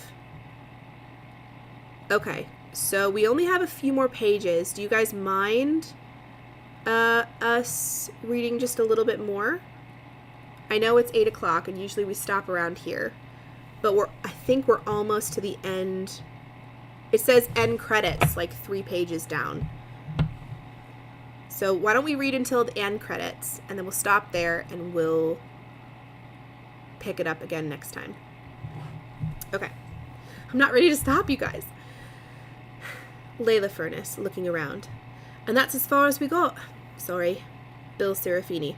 Not your fault. You did what you could, but we hit a brick wall. Turns to Guy. I guess you've already spoken to your mother about all this? Guy Howard.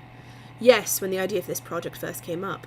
But it wasn't much use. I'm afraid she's not in a good way. She's very confused a lot of the time and gets distressed very easily. And even if she appears to have remembered something, I don't think it's necessarily reliable. Yes, makes sense to finish up this section. Okay, good. That's how I felt too. I just don't want people feeling like this is going on too long. But this is a long form thing, you know? I feel like it's okay. I love when people do this and it lasts a long time because then I can have it on in the background if I'm watching it not live, you know? Alan Canning, flicking through the papers. Guy Howard, looking around. But whenever we've talked about this, I mean, in the past, before she was ill, she always maintained exactly the same story. The same one she told the police. She was at the party all night. She had no reason to kill Luke or have him killed. And she didn't know anyone else who did either. Alan Canning, flicking through the papers. There's no mention of the dirt on her shoes in the police file. Guy Howard. I didn't know about that. Not till I heard what Phyllis said. I guess her being out in the smoking area is the simplest explanation. Alan Canning. But not the only one. Guy Howard. All the same, Occam's razor and all that. Mitchell Clark. Occam's what? I have heard of that. Hugo Fraser. The simplest explanation is nearly always right. Alan Canning. Nearly always, not always. Let's wait and see, shall we? Bill Serafini to Alan. You think the police missed it? The shoes? Seems a pretty big thing to overlook, under the circumstances. Alan Canning. Clearly someone should have noted the state of her footwear when they went to inform her at the party. But one thing we know they definitely did do was test the dress for blood, as well as the coat she took to the party. I've checked with Peter Lascelles and he confirmed there was nothing on either of them. And I personally can't see anyone carrying out that sort of attack, and not getting body matter all over them. J.J. Norton. And all the more so because the initial blow to the back of the head wasn't fatal. Dead people don't bleed, but unconscious ones most certainly do. Those facial blows would have bled profusely. Mitchell Clark. Okay, so where does all this leave us? Do we think this mystery man of hers exists or not? Layla Furness. If you ask me, yes. Amelie had no reason to make up a story like that about her own mother. But as to how we identify him, that's another matter. J.J. Norton. Seems to me we've reached the point where this inquiry can go in several different directions. Camera follows as he gets up, goes to the whiteboard and starts to write. Number 1. Caroline's possible lover, who may or may not have been the owner of a red MGB and gym bag. Number 2. Now I'm going to highlight this on my Kindle so I can look back at it later. No, not the whole page. No. Clearly I'm an expert at this. Number 1. Caroline's possible lover, who may or may not have been the owner of a MGB and gym bag. Oops, come here. I heard that. Number 2. Luke's background. I still think there's more to him than meets the eye. Maybe there's a person or incident in his past that came back to haunt him, which could Well, explain that call from King's Cross too. Mitchell Clark. If it was something from the past, it would have to be something pretty big. An attack like that, like a crime of rage. Lay the Furnace. I agree. J.J. Norton. And then there's number 3, Rupert. I was just thinking about Rupert. He always claimed he was out of town that night, but I think that bears a closer look. I'm going to highlight that as well. I was just thinking about Rupert. It feels too cut and dry. He said he wasn't in London, so we've just taken him at his word that he wasn't in London. At this point, there's no proof, but it just never sat well with me that Rupert and Luke were friends.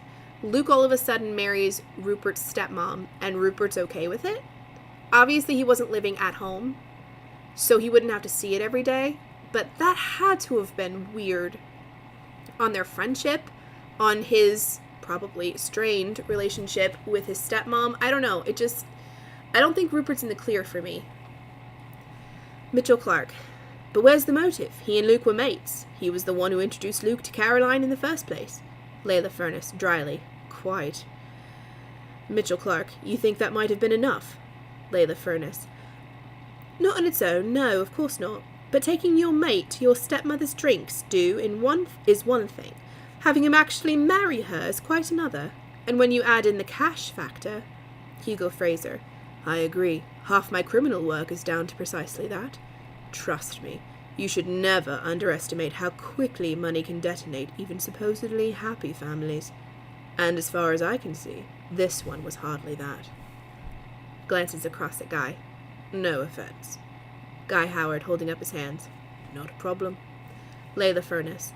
Was there a financial angle, though, in Rupert's case? From memory, Andrew's will gave Caroline a life interest in Dorney Place, which she still has, even though she married again.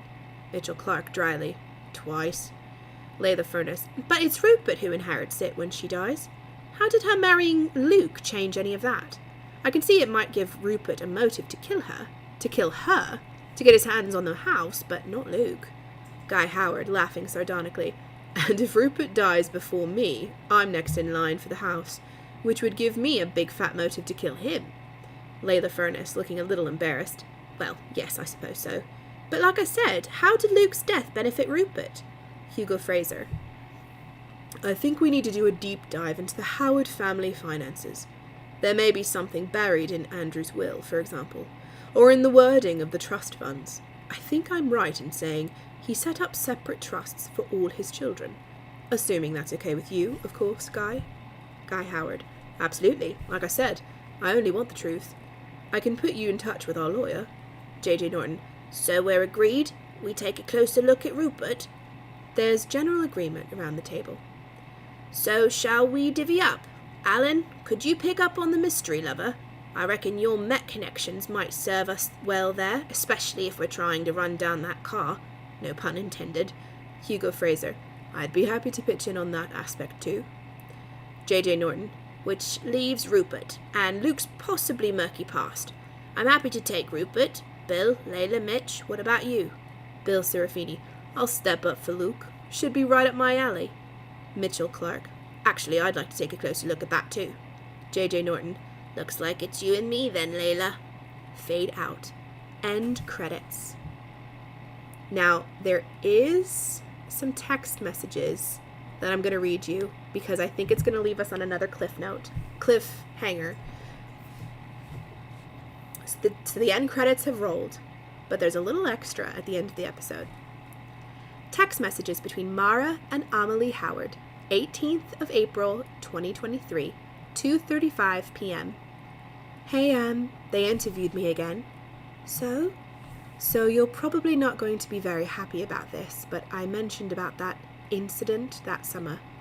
That thing with Mum. Yeah, that. Like, why?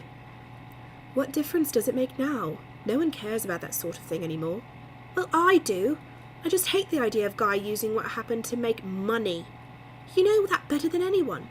Look, Mum's never going to see any of this, so she won't be upset by it. And in any case, Isn't it better they all run around looking for this mystery bloke and leave us alone? I suppose so. You know I'm right, Am. I'll handle it, just like I always have. That's what big sisters are for, right? Love you. Love you more. You know that. Date. That's the end of the text messages, and then there's one last bit. Some messages from Layla Furness to Mitch Clark. Subject, down under. Hi, Mitch. Oops. Okay, first of all, wait, pause. I'll handle it just like I always have. That's what big sisters are for, right?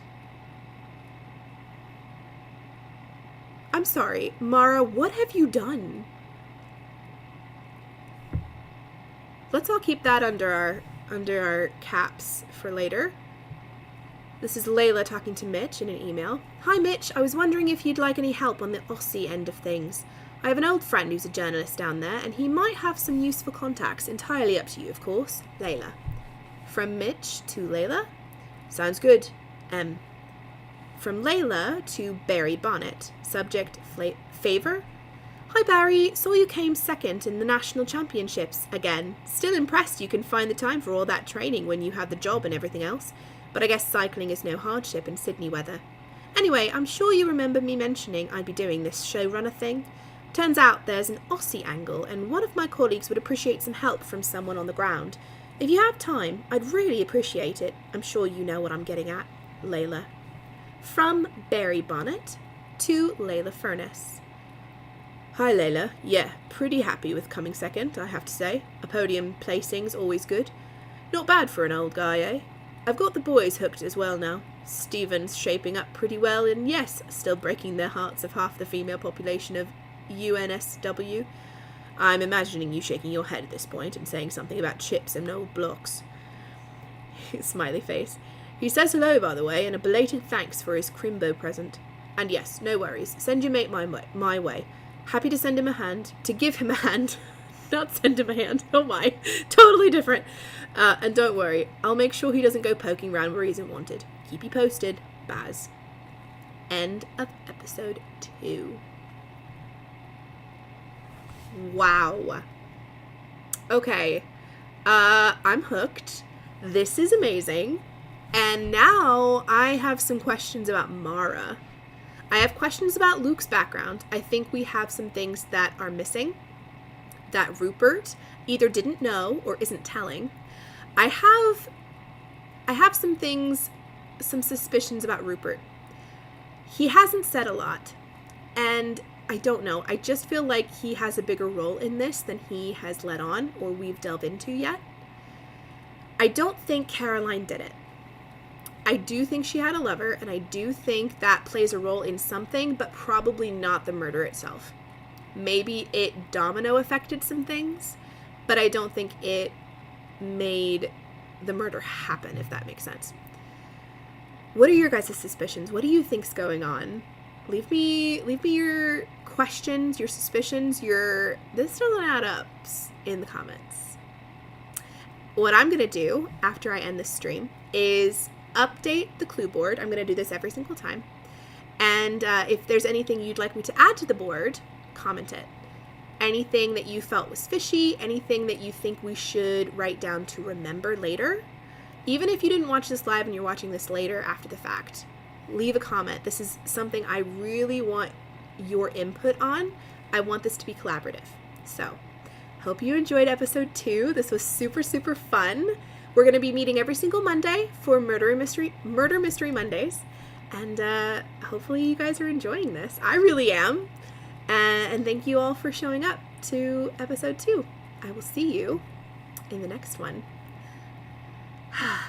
Love you guys. Happy sleuthing. Mwah. Bye.